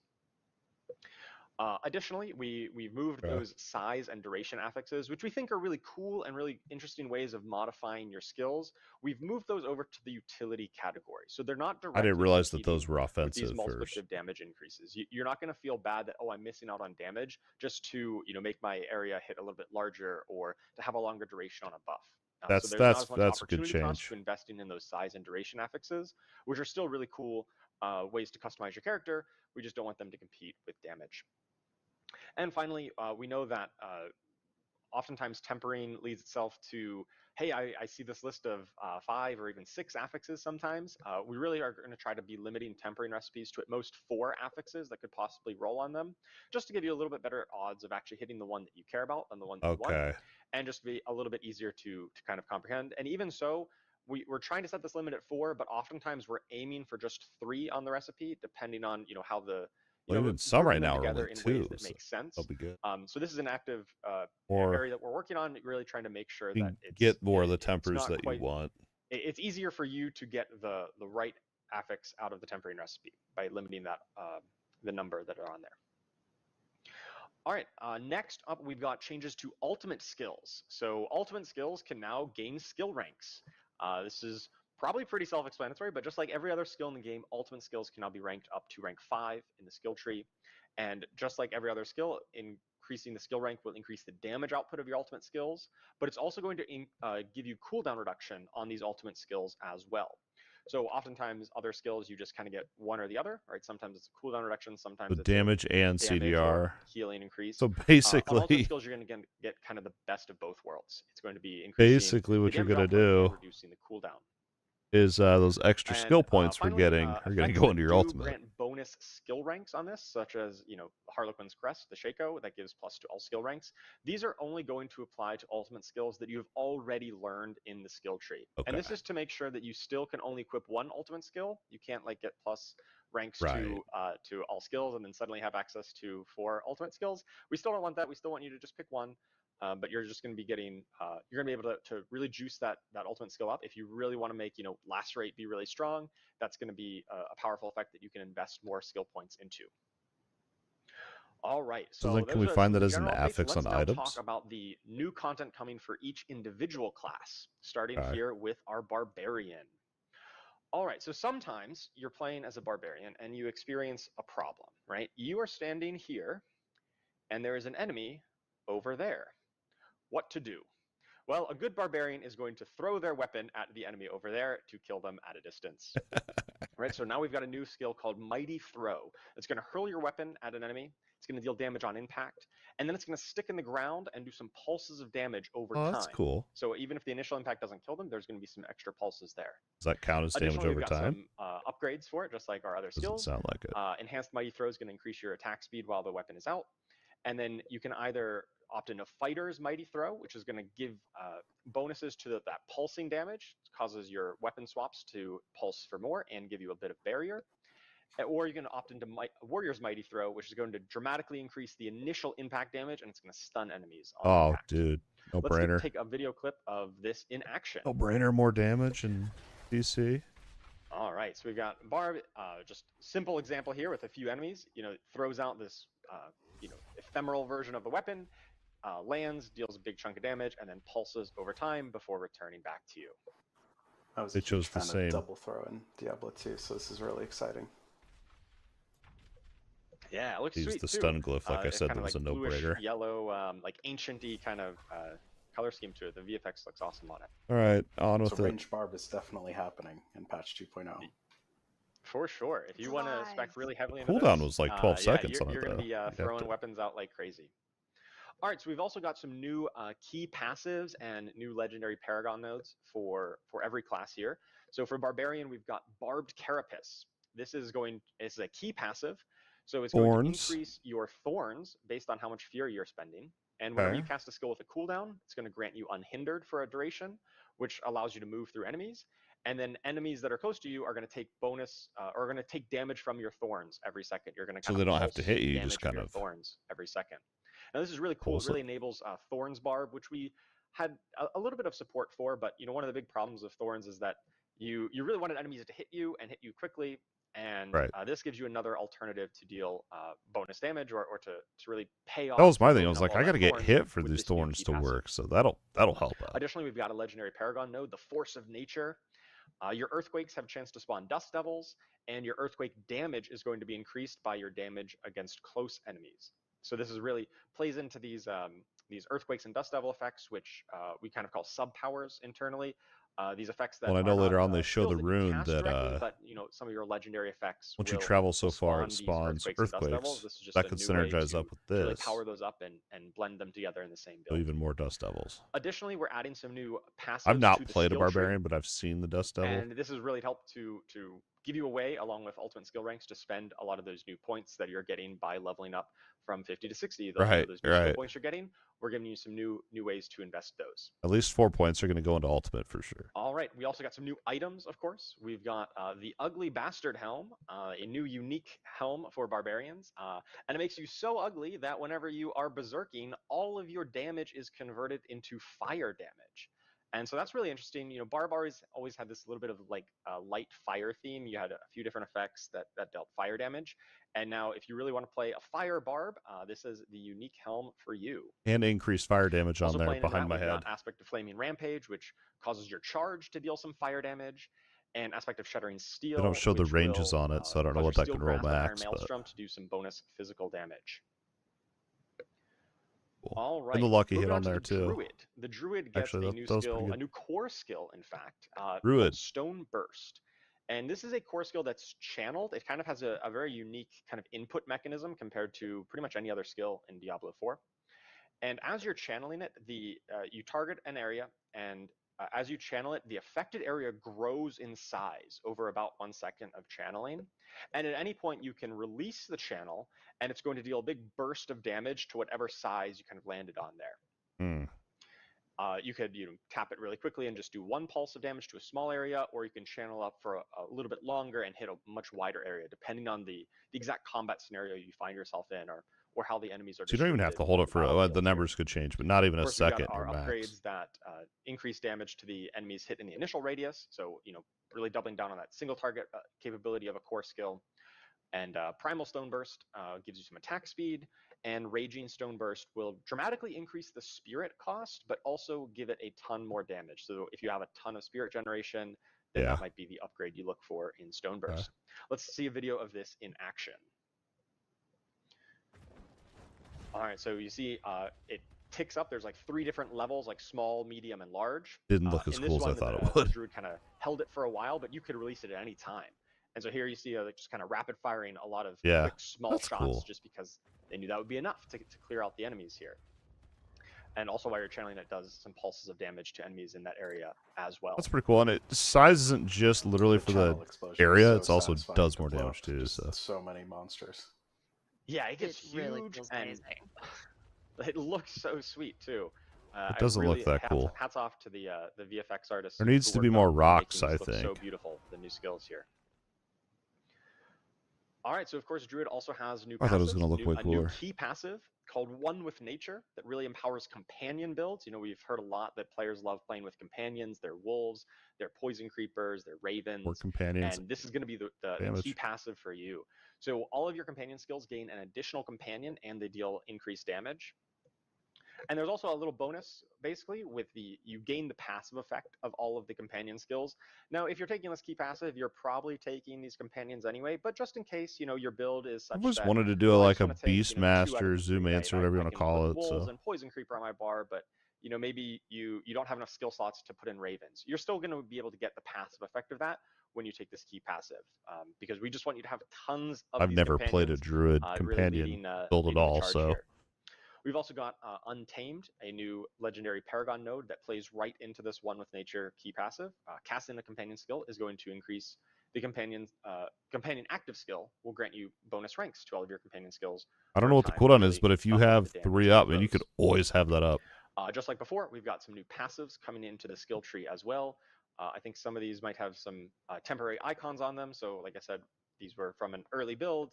Some of the icons or very specific art might be adjusted. So, you know, bear with us. This is the nature of PTR and early development. 6% more damage on the Feral Aptitude. All right, moving on to some of the items. I didn't see the other ones. Oh, right, a video of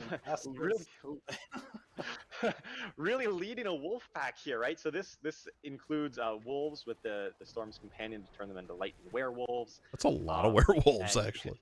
I'm sure there's some other ones here, like aspect of the Stampede is probably involved. Yeah, that's you just crazy. have, what is that, 7 wolves following you around? Those aren't wolves, those are werewolves, you really get to dude. lead the wolf pack with this. This is the best video in our presentation. Well, actually, no, sorry. This is the second best video in our presentation. You guys will see the best video in our presentation, but yeah, it's so good. Yeah, for all you werewolf lovers out there, this one is going to be really sweet. I'm really looking forward to playing with You know, it's better than 1. 100. All right, so new items. Cool. So they've got the Stone of Vehemen.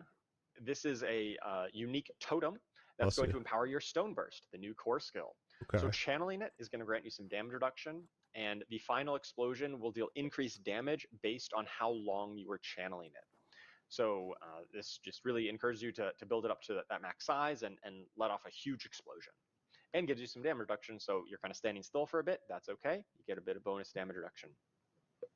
We've got a little bit more legendaries on Druid than the other classes, just because Stone Burst being a core skill. We know that the kind of bar to make a core These aspects do go to 21, so I'm thinking the ancestral items that have the ancestral aspects, I think you can salvage and get them into your codex. Like I was asking about that earlier. Really I think you can. and useful. Good, it does good. need a good amount of legendary items. That way you don't have to find the exact aspect on here. So that would full build out of it. So that's why we've added 2 legendaries here for Stone Burst. We've got the aspect of Anticline Burst, which causes Stone Burst to deal increased damage. And if you cast it at or above 100 spirit here, it's going to immediately be at that maximum size. So you don't necessarily need to channel it as long as you are casting it when you have a lot of spirit. This synergizes really well with the Earth and Might key passive, which gives you full spirit when it triggers. So you can trigger Earth and Might and then immediately get a huge Stone Burst. We've got Aspect of Shattered Defenses, which alters Stone Burst in a rather interesting way. It causes Stone Burst causes enemies to take increased damage from your other skills for a time and reduces Stone Burst spirit cost. This kind of converts Stone Burst away from necessarily being your primary damage source to being a bit more of a setup skill, right? You can kind of built-in bloodlust, and then you can find some interesting builds where you have other ways of spending your spirit, maybe another core skill or boulder or some other primary damage source, and then you can use Stone Burst to kind of set up that build.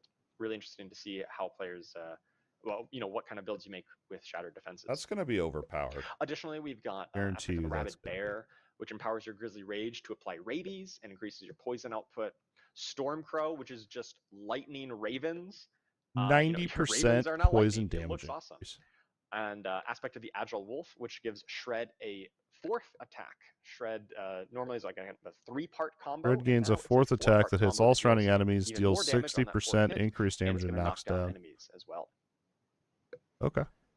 All right, so that is Druid. Really looking forward to Here we playing go. This is what I want to know in about. 2.0. But let's move on to the Necromancer because we've got a lot to get through. We've got Soul Rift. This is a new Darkness ultimate skill. Okay. Necromancers kind of had 3 ultimates already. They had one that was Blood, one that was not going to work for my Desecrated Ground build. Summoning, and now we've kind of completed it, and we've added a Darkness or Shadow damage ultimate. Soul Rift creates an area around your character, kind of follows with you, that just constantly deals damage over time. And it's going to be sucking out the souls of enemies who you're hitting. And every time it sucks out a soul from an enemy, you're going to gain some essence, and you're going to gain a barrier. So you can stack up this barrier. It helps you be survivable, and it deals really good damage over time. Because with Supreme Soul Rift gives you bonus damage for every soul that you absorb. You could have close to 100% uptime on also apply vulnerable. Let's take a video of this in action here. Right, so enemies all coming up. Super useful, Charles, right? Now that you have another way to give yourself defenses. Dude, it's huge too. Historically had some trouble with that, right? Play it again. Play it again. Absolutely. I think that's a really important part here. When we get to the next slide, talking about some of the passives, I'll highlight. We're adding a bit more barrier into the Necromancer's kit. Blood Necromancers always had a really easy time surviving. They had a lot of Fortify and a lot of max health. Fortify's insane. And really, the other ones like the Bone and Shadow Necro didn't have quite as much survivability, and so now we're introducing more barrier in more places to ensure that kind of non-blood Necromancer builds, the Shadow and the Bone. They just weren't building their Shadow Necros right. Have a bit more survivability and are able to scale into that late game pretty well. All right, so as I mentioned, the new passive. So they have a new key passive called Affliction. That there's this new concept of Affliction where applying vulnerable, crowd control, or shadow damage over time effects to enemies will apply them with Affliction, which is going to make them take increased damage from you and your minions. Additionally, when you apply a curse skill to someone or to an enemy who has this affliction, you're going to do a big chunk of shadow damage. So this kind of turns your curse skills, your Decrepify and Iron Maiden, into offensive skills. You can curse an area and then they take a big chunk of damage as well. And then this will scale up with the bonus damage that you've dealt, or the bonus affixes that you have for that crowd control, vulnerable, and shadow damage. And along that same theme, the new legendary Paragon node Frailty is going to. You can get right now. You can get an aspect that is an aura around you that inflicts everything that you touch with both curses, Iron Maiden, and whatever the other curse is that I can't think of right now. Decrepify and Iron Maiden. So everything, and then also when they're cursed, it ticks out and applies it to other enemies, and it's just like kind of a chain effect. Now, if you synergize that up with Affliction, you'd have to give up Shadow Blight though. But with your Affliction, you're just going to be constantly bursting out Shadow. I'd be interested to see how it would compare to Shadow Blight. But I think that could be pretty cool. I'll have to look at the patch notes on that. That could be pretty good. Take more damage from you, and so it plays very nicely. Affliction key passive, and once again, more skill tree passives to spend those extra points on. And I want to highlight Necrotic Fortitude here in the upper right. That gives you it's just a generic passive that gives you a chance. This bonus is increased by anybody who wants just a bit more bump of survivability and to play into the more barrier focused on Necromancer. Good. Always have your ultimate up. Yeah, going back to Affliction. Your damage. Lucky hit. Your damage has a chance to grant barrier. Fortified. Fortified's good. You know what I mean? I don't know why they're worried about barrier. I just don't see that. Really quick, I love the idea of using my curses offensively, like as a damage skill. I think that's going to be such a blast. I thought she said purses cool at first. Yeah, definitely gonna be blasting with them. I think it's really thematic too. I was just love picture with her purses, it like goes really just. well with the You'd utility like to use my changes. purse as Now that we offensive. have way more Purses, size not increases purses. in Oh my utility. God. It gives you so many more utility options. Those curses get pretty huge, and it feels great. That could be really fun. I actually Yeah, for all of might us who play just want to Necro win with by that. Dude. debuff spamming, I love that one. Absolutely. Just think if you do that with All right, Blood let's talk about Mist, some you of the just new zoom items around, coming you're just for dude. Necromancer here. So we've got a new unique item, the Unmaker, a unique helm. This is going to There's empower your the Soul barrier. Rift, the new ultimate skill. Of course, you gain some skill ranks to Soul Rift, because now ultimate skills have skill ranks.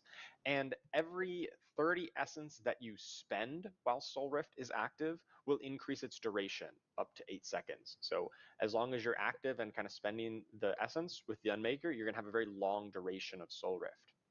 And then for every essence that you gain while it's active, which absorbing the souls does trigger essence gain, you're going to do a pulse of damage around you, some bonus damage. And so it really encourages you to just keep Soul Rift up all the time, be constantly gaining and spending the essence, and it's going to be really, really fun to make that build work. Additionally, we've got Reaping Lotus aspect. This empowers your Sever, your core skill. Sever will no longer return to you. Previously, Sever was kind of an out and back. You could situation. literally. Now it just Okay, goes hold out, on. and then it splits Oh, into no 3 way! specters at the end, deals some extra bonus damage, and then that's the end of the Sever. So it really does empower it on the swing out, and looks really cool. We got aspect of Fell Gluttony that empowers your golem. If Whenever you your cast Sever, your if golem that active, synergizes deals a up with big pulse of your damage around it. And with your golem will the then Pants consume Greaves of corpses the to Empty reduce its Tomb, cooldown. where you So put anybody who Desecrated really wants Ground to whenever build you around where making you your golem cast as strong Sever, as possible, if this is gonna that be the Desecrated aspect for Ground you. branches out as well, I don't And think finally, it we've got does. Phasing Poltergeist But if it does, aspect, that would be which causes your that'd be really bone good. spirit to split into 3 spirits that deal a percentage of the damage as well. I think we got a video clip of this one because it looks really sweet. So you cast Bone Spirit at one target, and then it spawns 3 little mini bone Okay, I spirits saw to this seek one out earlier nearby today. enemies as well. So it kind of gives you Remind me increased of area Wandering effect, Souls, and or if not there's just one the target, Wandering of course, it'll Souls or whatever. reconverge back on that same target as well. Last But Epoch. also just adds a bit more AoE capability for your Bone Spirit build. Aura build, Very dude. cool. I'm hyped All right now. So I don't think it's going to be Rogue. really strong. Rogue gets It'd be pretty Dance cool. of Knives. This is a new channeled skill for Rogue. It's an agility cutthroat skill. And it also has a pretty interesting mechanic where it has some charges that will recharge, and how long you can channel it is based on how many charges you have. It's going to take. It won't be very. one The charge thing I'm per thinking of is second going to be very channeling, strong, but but there's if it no energy works the cost way I think it or would. just like a normal cooldown, here you can just channel it as long as you have charges. And while you're channeling, I you saw spin this one around, you're earlier throwing today. knives at enemies nearby, and you're gaining some movement speed and dodge chance. Really is kind of like a spin to win kind of build on Rogue here. You got Enhanced Dance of Knives, which gives you some charge refund as you're moving with it, because that's what we really want to encourage, is this constant motion, this forward momentum. And Methodical Dance of Knives drops some stun grenades when you finish channeling, or Disciplined Dance of Knives will slow enemies and has a chance to pierce through the enemies that you're throwing the daggers at. Let's take a look at this in action. Yeah, I thought it So here looked we got really Rogue just underwhelming, going but spinning, I don't think throwing it's some all daggers ramped around up at with everyone, everything. and, Aspects This and is awesome everything. for speed farming. This is like the best speed farming Yeah. skill. And that animation Yeah, is just amazing. The animation's not really Absolutely. that good. And you can see there at the end they had the upgrade. It's that not drops more bad, stun but I was grenades at the end. underwhelmed by Obviously, it. enemies were all dead, but if you use this to get into a big cluster of enemies, then you stop the channel, you drop some stun grenades, reset some of your charges, and you're good to start spinning again. Ton of fun. Yeah, I mean, those are it perfect looks for, like, you fun. run I into wouldn't an say elite it looks. pack after slaughtering a bunch of normals, and it just annihilates the elites. It feels amazing. I've noticed that with a lot of skills, like I'll read and I'll be like, Alright, oh, so we got that a sounds new passive awesome, and as then I well. use it, and it's New like, key oh, that's what passive it is does? Alchemical Maybe my reading Admixture, skills just and suck. this I don't is know. empowering your non-physical damage. So rogues can do poison, shadow, and cold through their various imbuements. And when you deal 3 different types of that non-physical damage, the potency of your imbuement skills is going to be dramatically increased for a time. And the more bonus damage that you build on your gear for bonus poison, shadow, or cold damage, the further And there's that no potency limit on gets that. increased. Really encouraging you to Gonna be mix and insane. match the different elements. It's really thematic with the alchemical Gonna kind be of good. theme, and really supporting a build of Rogue that we've kind of had in the game, but really wanted to give that robust support of a key passive. Although for it. splitting across 3 different And elements also we've got a could be legendary tricky. Paragon Probably better to Dome hone in against on 1 or Macabre. 2. which encourages this kind of 1-2 combo of casting mobility or subterfuge skill, increases the damage of your next skill, whatever it might be. Probably what you're going to want to do with that key passive cast is your dash and then, focus in on position either yourself, shadow or cast a big rain poison, of arrows, and and then hits just make sure very you hard. can Very deal the cool, two other and, elements, but don't actually rely on that impacts as your damage, but just momentum rely on that to rotation as well. buff up the key passive. Because if you And of try to course, go we've got 3 different types new of skill tree damage, passives as well. it's going to be hard to do. All right, new items. We've got the Pit Fighter's Gall. This is the I ancestral missed the other unique ones. ring. Or sorry, just it's a unique ring. It's not necessarily, you can find it before Ancestral tier. And this Pit Fighter's Gall will empower your Smoke Grenade. So your Smoke Grenade skill will increase your critical strike damage and then leave a cloud of shadows behind. And while you're within that cloud of shadows, you're going to be constantly regaining stealth. And so there's a lot of interesting ways you can play off of triggering going into or out of stealth. And Pit Fighter's Gall is just going to really enable that when you cast Smoke Grenade. We've got Aspect of Star Shards. This is a new legendary to directly support Dance of Knives. And the daggers from Dance of Knives have a chance to shatter, creating more shards of metal that deal bonus damage. That's cool. And you can now use combo points on Dance of Knives to further increase the channel duration if you've opted into the combo points specialization. That's cool. Like that one. Aspect of Poisonous Clouds plays well with Pit Fighter's Gall. When you gain stealth, you create a cloud of poison damage. Okay. And Aspect of Splintering Shards, there's just a chance whenever you're hitting a frozen enemy to create some ice spikes. So if you're freezing enemies because you're playing Alchemical Admixture and using Cold Imbue, Splintering Shards might be a good aspect for you as well. Yeah. All right, moving on to the Sorceress. The Sorceress gets a new conjuration skill called the Familiar. This we is had a this in conjuration Diablo 3, skill that is right? all 3 elements. It is a shock skill, a pyromancy skill, and a frost skill. So there's 3 charges of it, so you can cast it back to back, and you summon a familiar of the element of your last skill cast. So if you just cast a pyromancy skill, you're going to summon a fire familiar. Okay. If you just cast a lightning skill, you'll summon a lightning familiar, and same with a cold, you'll summon a cold familiar. And with what aspects are there for this? That's what I want to know. Do bonus effect. So the fire familiar have 6 will at a time. constantly apply some burning to enemies that it's around. The cold And it familiar has 3 will chill, charges. and lightning familiar will stun. And of course, their damage type is going to be based on what type they are, so that it'll benefit from all of your bonus fire damage. And that aura, Charles, is really great, right, to tap into some of the passives on the sorcerer. Yeah, absolutely. So, if there's a lot of passives that say, hey, you get bonuses against burning enemies, for instance. Right. Now, if you have the fire familiar, that's going to really easily be able to apply that constantly, and you're going to have pretty high uptime on having familiars out How long because does of the way burning the charge last? and duration works. Let's take a look at this in action. All right, so initially we cast a frost familiar here, right? It's jumping around and it's landing, it's dealing frost damage. Then we cast a fire skill. Now we get a fire familiar jumping around and kind of dive bombing on enemies.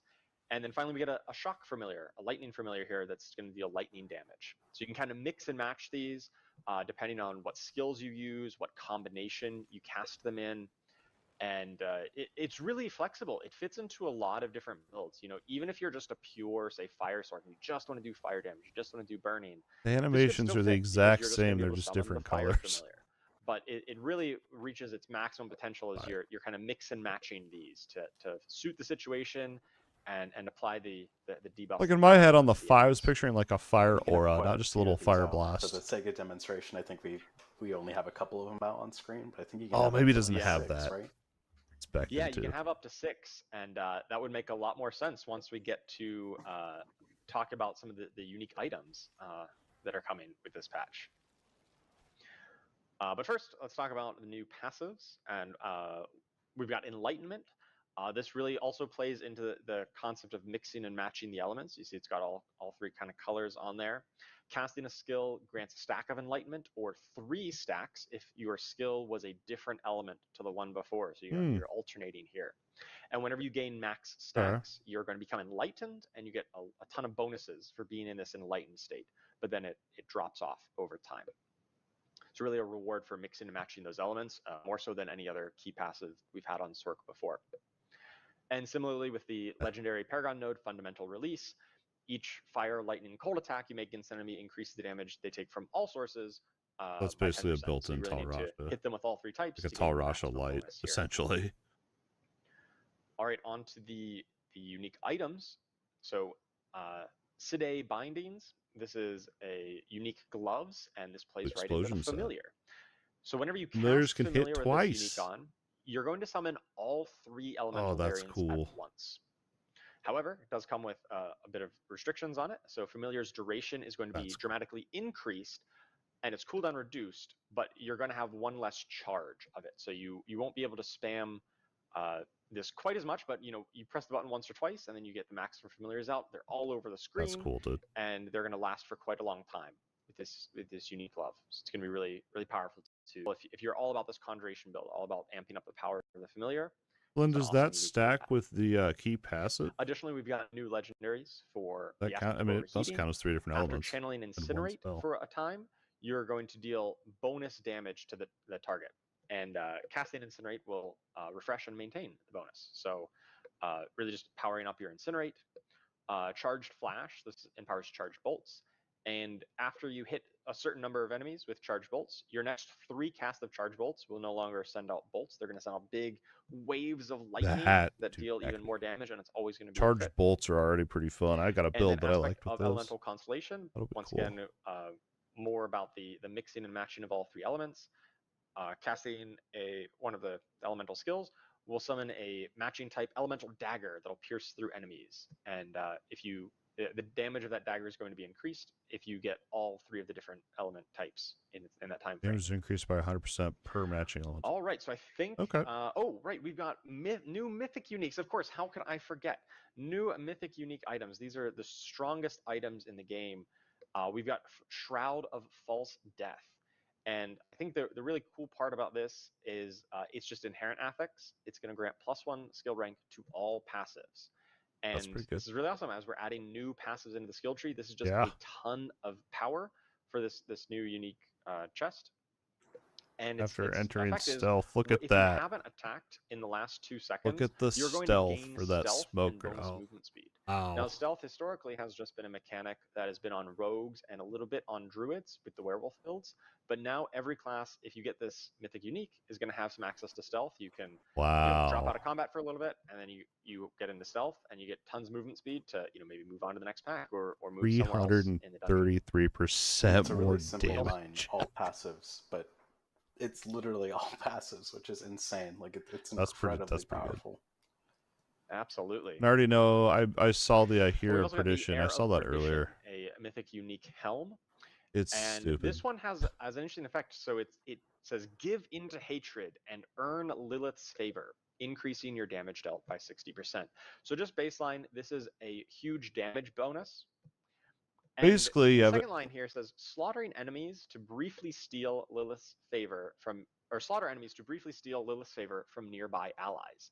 So if you're in a party and your buddies are wearing that same mythic, somebody else who happens to have the Air of Perdition equipped, you can steal their buff, or they could steal your buff. Favor from them. Will only you're gonna be passing the buff around to your whole party if you're all wearing double that. The bonus of this, right? If you steal someone else's favor, you get 120% bonus damage. That's the only perk is that you could, like, if you're in a 4-party group, you solo, could get no one else has Air Perdition 240% more damage, but it's going to be bouncing around all the time. Still a ton and very impactful for a mythic unique. But does it take it away from the other player or not? I think it does. So much new class content, which would feel really bad. New everything.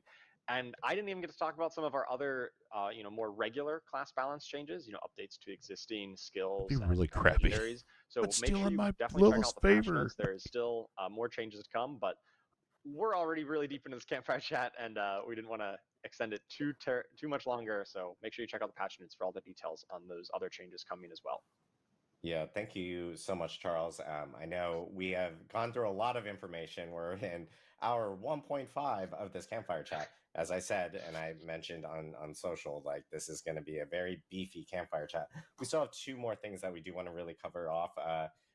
And as Charles had mentioned, there are a lot of other class changes that we didn't actually fit within the presentation, like a lot of balance-specific items. So that will be on patch notes, and patch notes will be available on our blog for PTR immediately after the stream. So please check that out.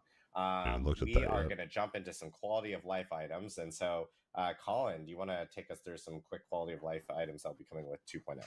So I saw Yeah, some of I'll go this. quick so we It's can get to the super exciting, cool thing. Yeah, so the first one here is you can now select your preferred town portal location. So how that's going to work is you're going to open up the map and so hover basically over you any can waypoints, and when favorite you right your click on it, it's going to set that as essentially your preferred favorite location, and waypoints whenever that you you want to town a go to, portal, basically. it's going to take you Oh, there. we're gonna The jump trigger ahead. there for things.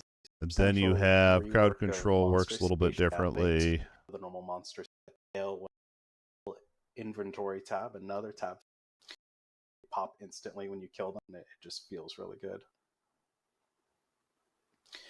The next thing here is their socketable inventory tab, another tab for you to put socketables like gems and other socketables.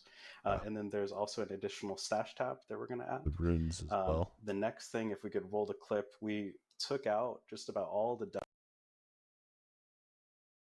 This mic cut out here, go so up and then like click on the plunger and don't get hit by the spikes. That's all been replaced entirely with just monster packs of varying sizes, and it's just way more seamless. In this case, we only rolled some normal monsters, but sometimes it's a couple of elite packs. You never really know what you're going to get. It's like a Easter or a Kinder Egg, I should say, and it just helps the dungeon flow substantially, like to just sort of blast through those things.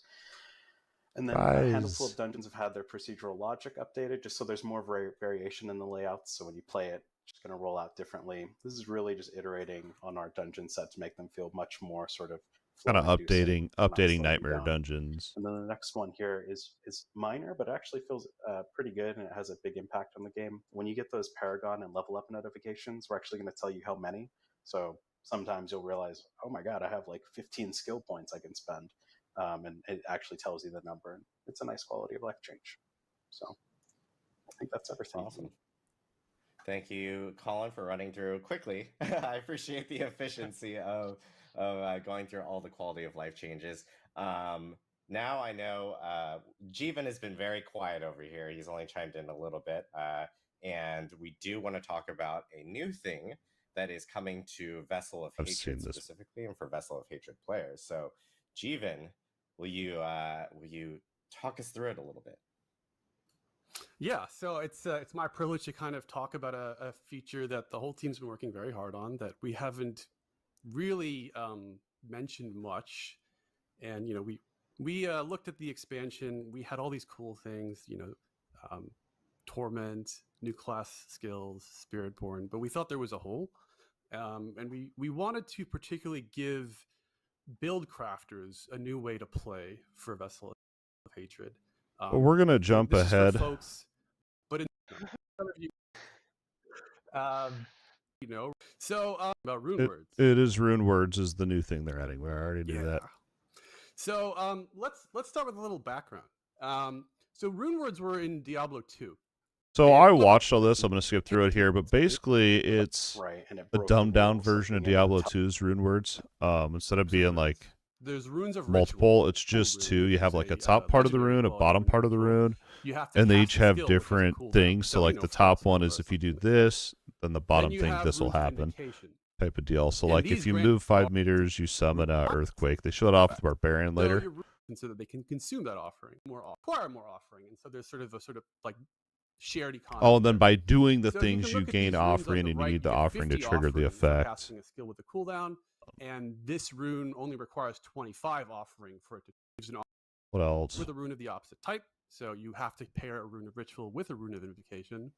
You can have a you can trade them. 2 rune words equipped. You can't equip the same rune twice. In the between and they drop. I think the runes were from the Undercity. Yep. Undercity. Remember at the beginning, that was the other one I couldn't remember. Undercity's runes. Runes dropping from as loot, but also rune crafting, which we'll get into later.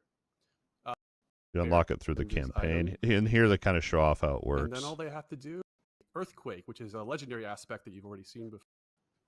And the rune of ritual they have is travel 5 meters. So this one says if you travel 5 meters, you'll gain 50 offering. Very simple. But you need 100 offering to evoke Earthquake. So that means that you have to, every 10 meters that you move, you're going to cast Earthquake. And they're going to join that to the Earthquake, which is a legendary aspect that you've already seen before, which requires 100 offering. So you see, we'll put them together in this item. and then all they have to do is just run around. Boom, earthquakes It's gonna dropping. be insane with the Paragon legendary glyph we just talked about. Yeah. Oh yeah, The earthquake train is leaving the station. So, walking. and there, I think there's going to be like We're doing it loads. live. Like I think you're even going to Let's be just move able on to to the next use one. other classes' skills through the rune system. Here's another one. Gain 25 offering if you cast a non-channeled core skill. Okay, so we have a necromancer here with the rune of ritual, cast a non-channeled core. But you need 400, so that's, you have to do that thing, what, 16 times? So after you've casted 16 non-channeled core skills, you'll get +3 to all skills for 5 seconds. Core skill, getting 25 each. And then this is a classic from D2, gain +3 to all skills. So you'll get to see I this think necro's it, got five skill ranks for Reap and Sever. And they're going to go out and cast this core Casual. I think it shows it on the Socketable toolbar. Harlequin Right there. crest, pretty good. skill.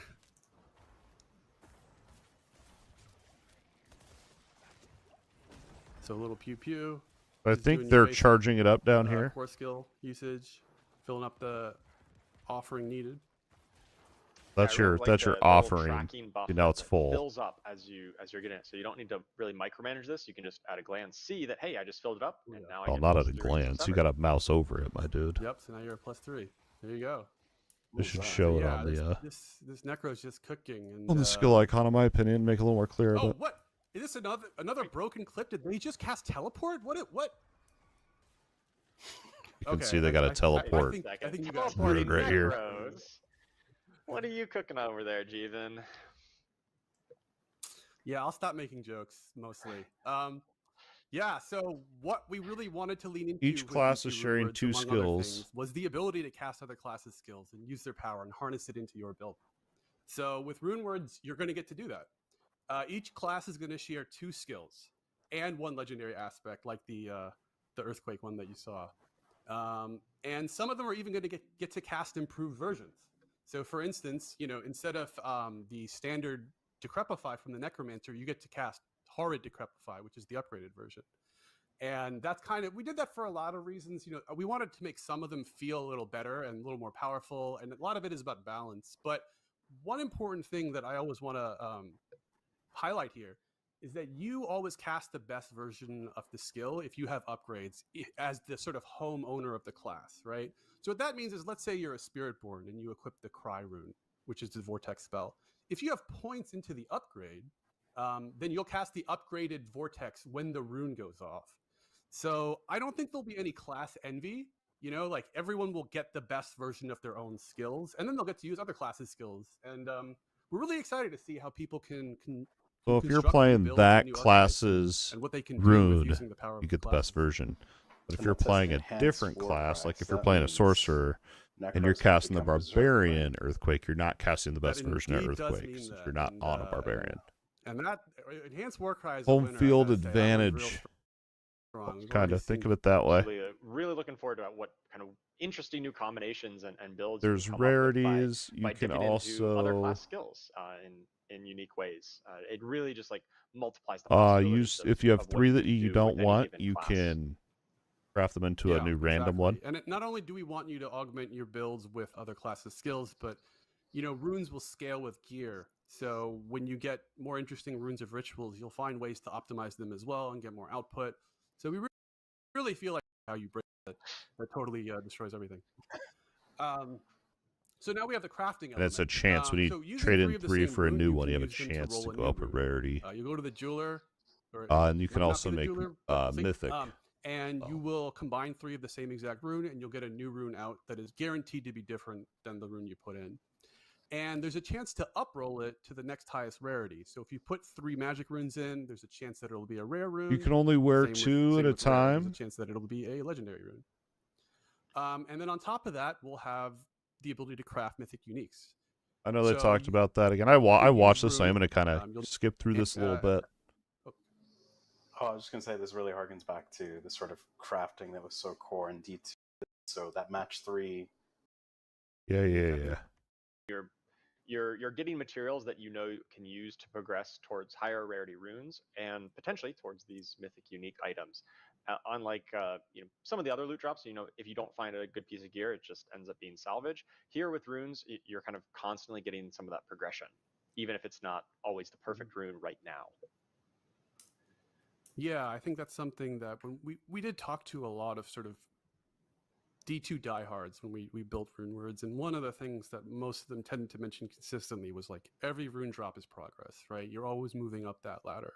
And so we wanted to make sure that even if you didn't get the exact thing you wanted, it still meant something to you one way or another. I'll just get Well, rune I know, powder and craft. we the talked sigils. a lot about a lot of stuff today. We had progression, itemization. We talked about quality of life. We talked about class changes, and of course, the newest thing, which is rune words, which will be in Vessel of Hatred. But the one thing we did want to quickly talk about was PTR. PTR is coming up, and we want to give a little bit, or at least some specifics on what.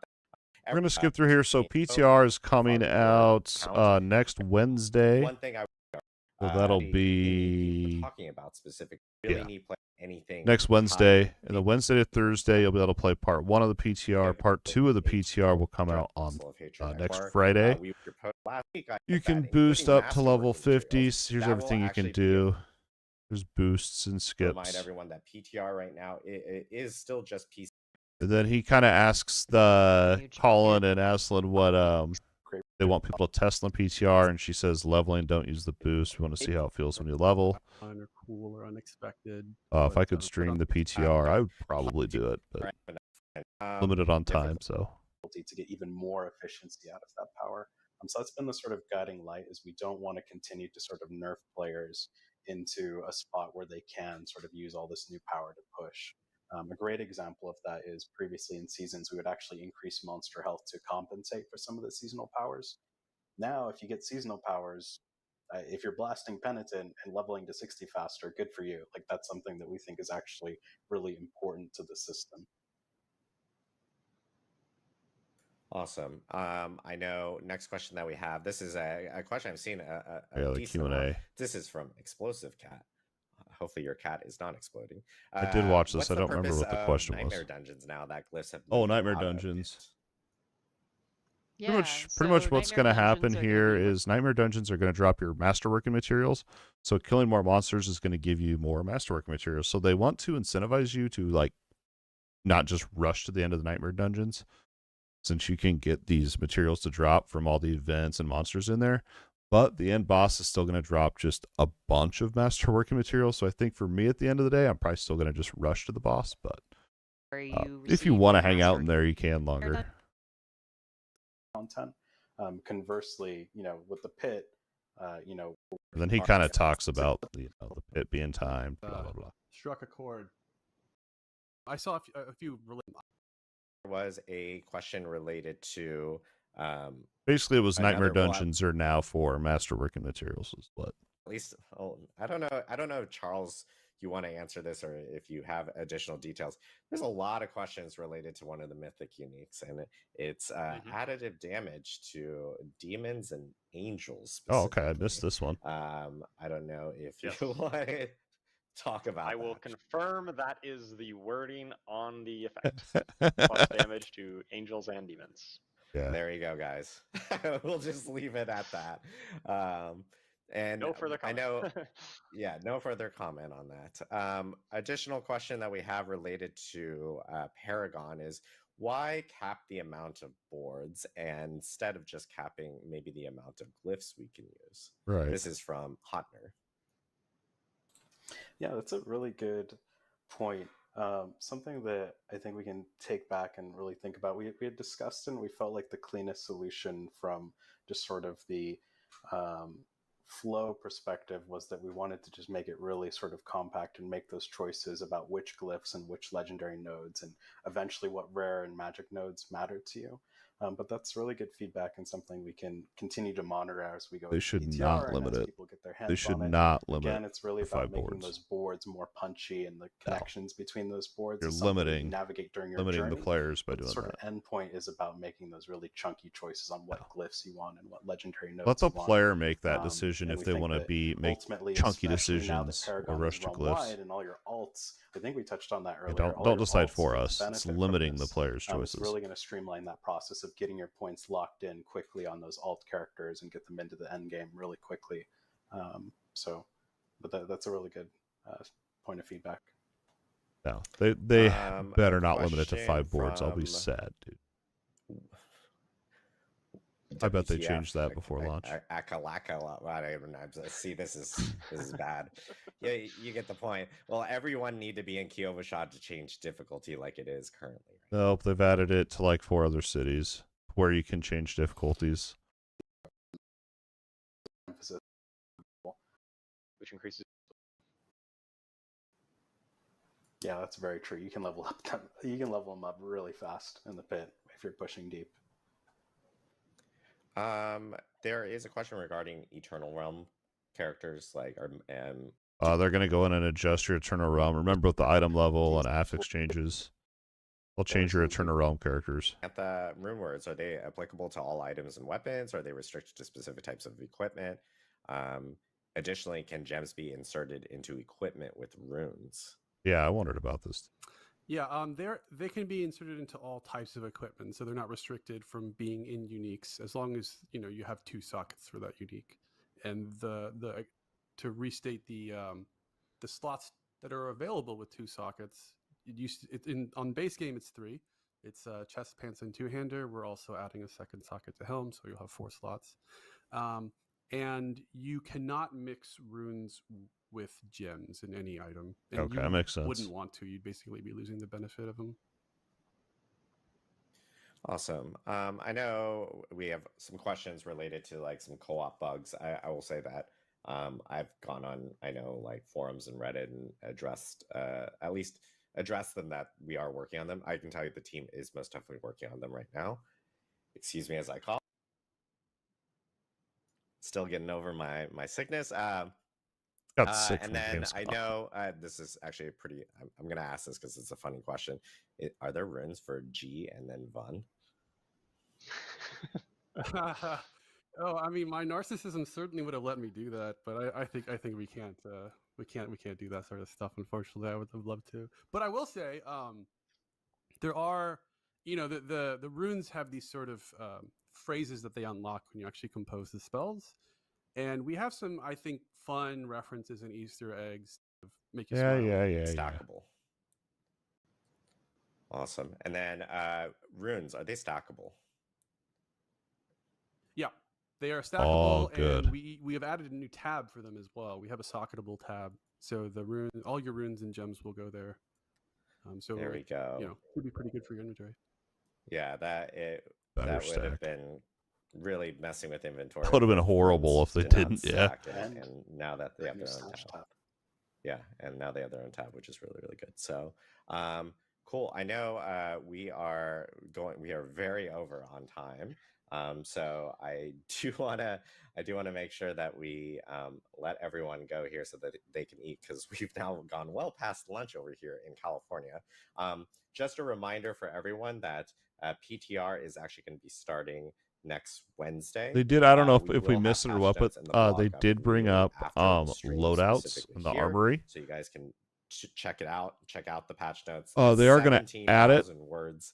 They are going to lot add of words, so I loadouts in the armory, apologize. but I will don't think say it'll be that at the for start other of Vessel. I locales, think it'll it be might like in the until like early second next week season of before those Vessel or patch something. notes will be available. It just takes a while for us to localize on some of those. And They kinda didn't came in confirm a little date. hot, The so, timeline's my we do guess, but plan they on are actually working on having it. That's a that fact. available in all languages. Just for now, I guess initial phase where we need players. The boost vendor available where players can actually jump rune words. And thanks to everyone on a ton of information doing and season 6 yet. We still have information to tell you about season 6. We'll be sharing that more here in the coming weeks as we head towards launch. So there is still a seasonal theme and mechanic with I don't even season know 6 the that theme we'll and be mechanic yet. sharing here soon. So Thank you guys, everyone, and thank gonna you be Diablo hefty. for you guys. Oh, we're ending with this. Pretty good stuff. I'm looking forward to it. Yeah, they did. I think we missed it when I was kind of skipping through there, but they are working on the armory and loadout thing. I think it'll just be a while. Hopefully not too long, because it's one thing I'm looking forward to. But yeah, that's it. That was me watching the campfire chat. I'm so glad I got to actually sit here and like take it all in and be able to actually focus on it. And if you enjoyed hanging out, watching the video, and kind of just watching me watch the campfire thing, that's awesome. Thank you. I had fun hanging out with you. That is going to wrap it up for this Diablo 4 campfire reaction video, I guess. If you enjoyed the video, don't forget to like and subscribe to the YouTube channel. Hopefully, I'm hoping to get a kind of a more overview, condensed video out as I find time to do so. So keep an eye out for that. And we're also gearing up for Dwarven Realms. Lots of stuff going on, trying to enhance my time management skills so I can get more videos out to y'all. But I appreciate you guys and your continued support. It means the absolute world to the family and I. Big thank you to 10 Squid for the donation this evening as well. The love and support means the absolute world to the family and I. I can't thank you guys enough for continuing to support me through it's already been over 4 years, which is insane to me. It's going to wrap it up. We'll see you guys in the next live stream or video. Have a good rest of your day or night, wherever you are at. And we'll see ya very soon. Peace.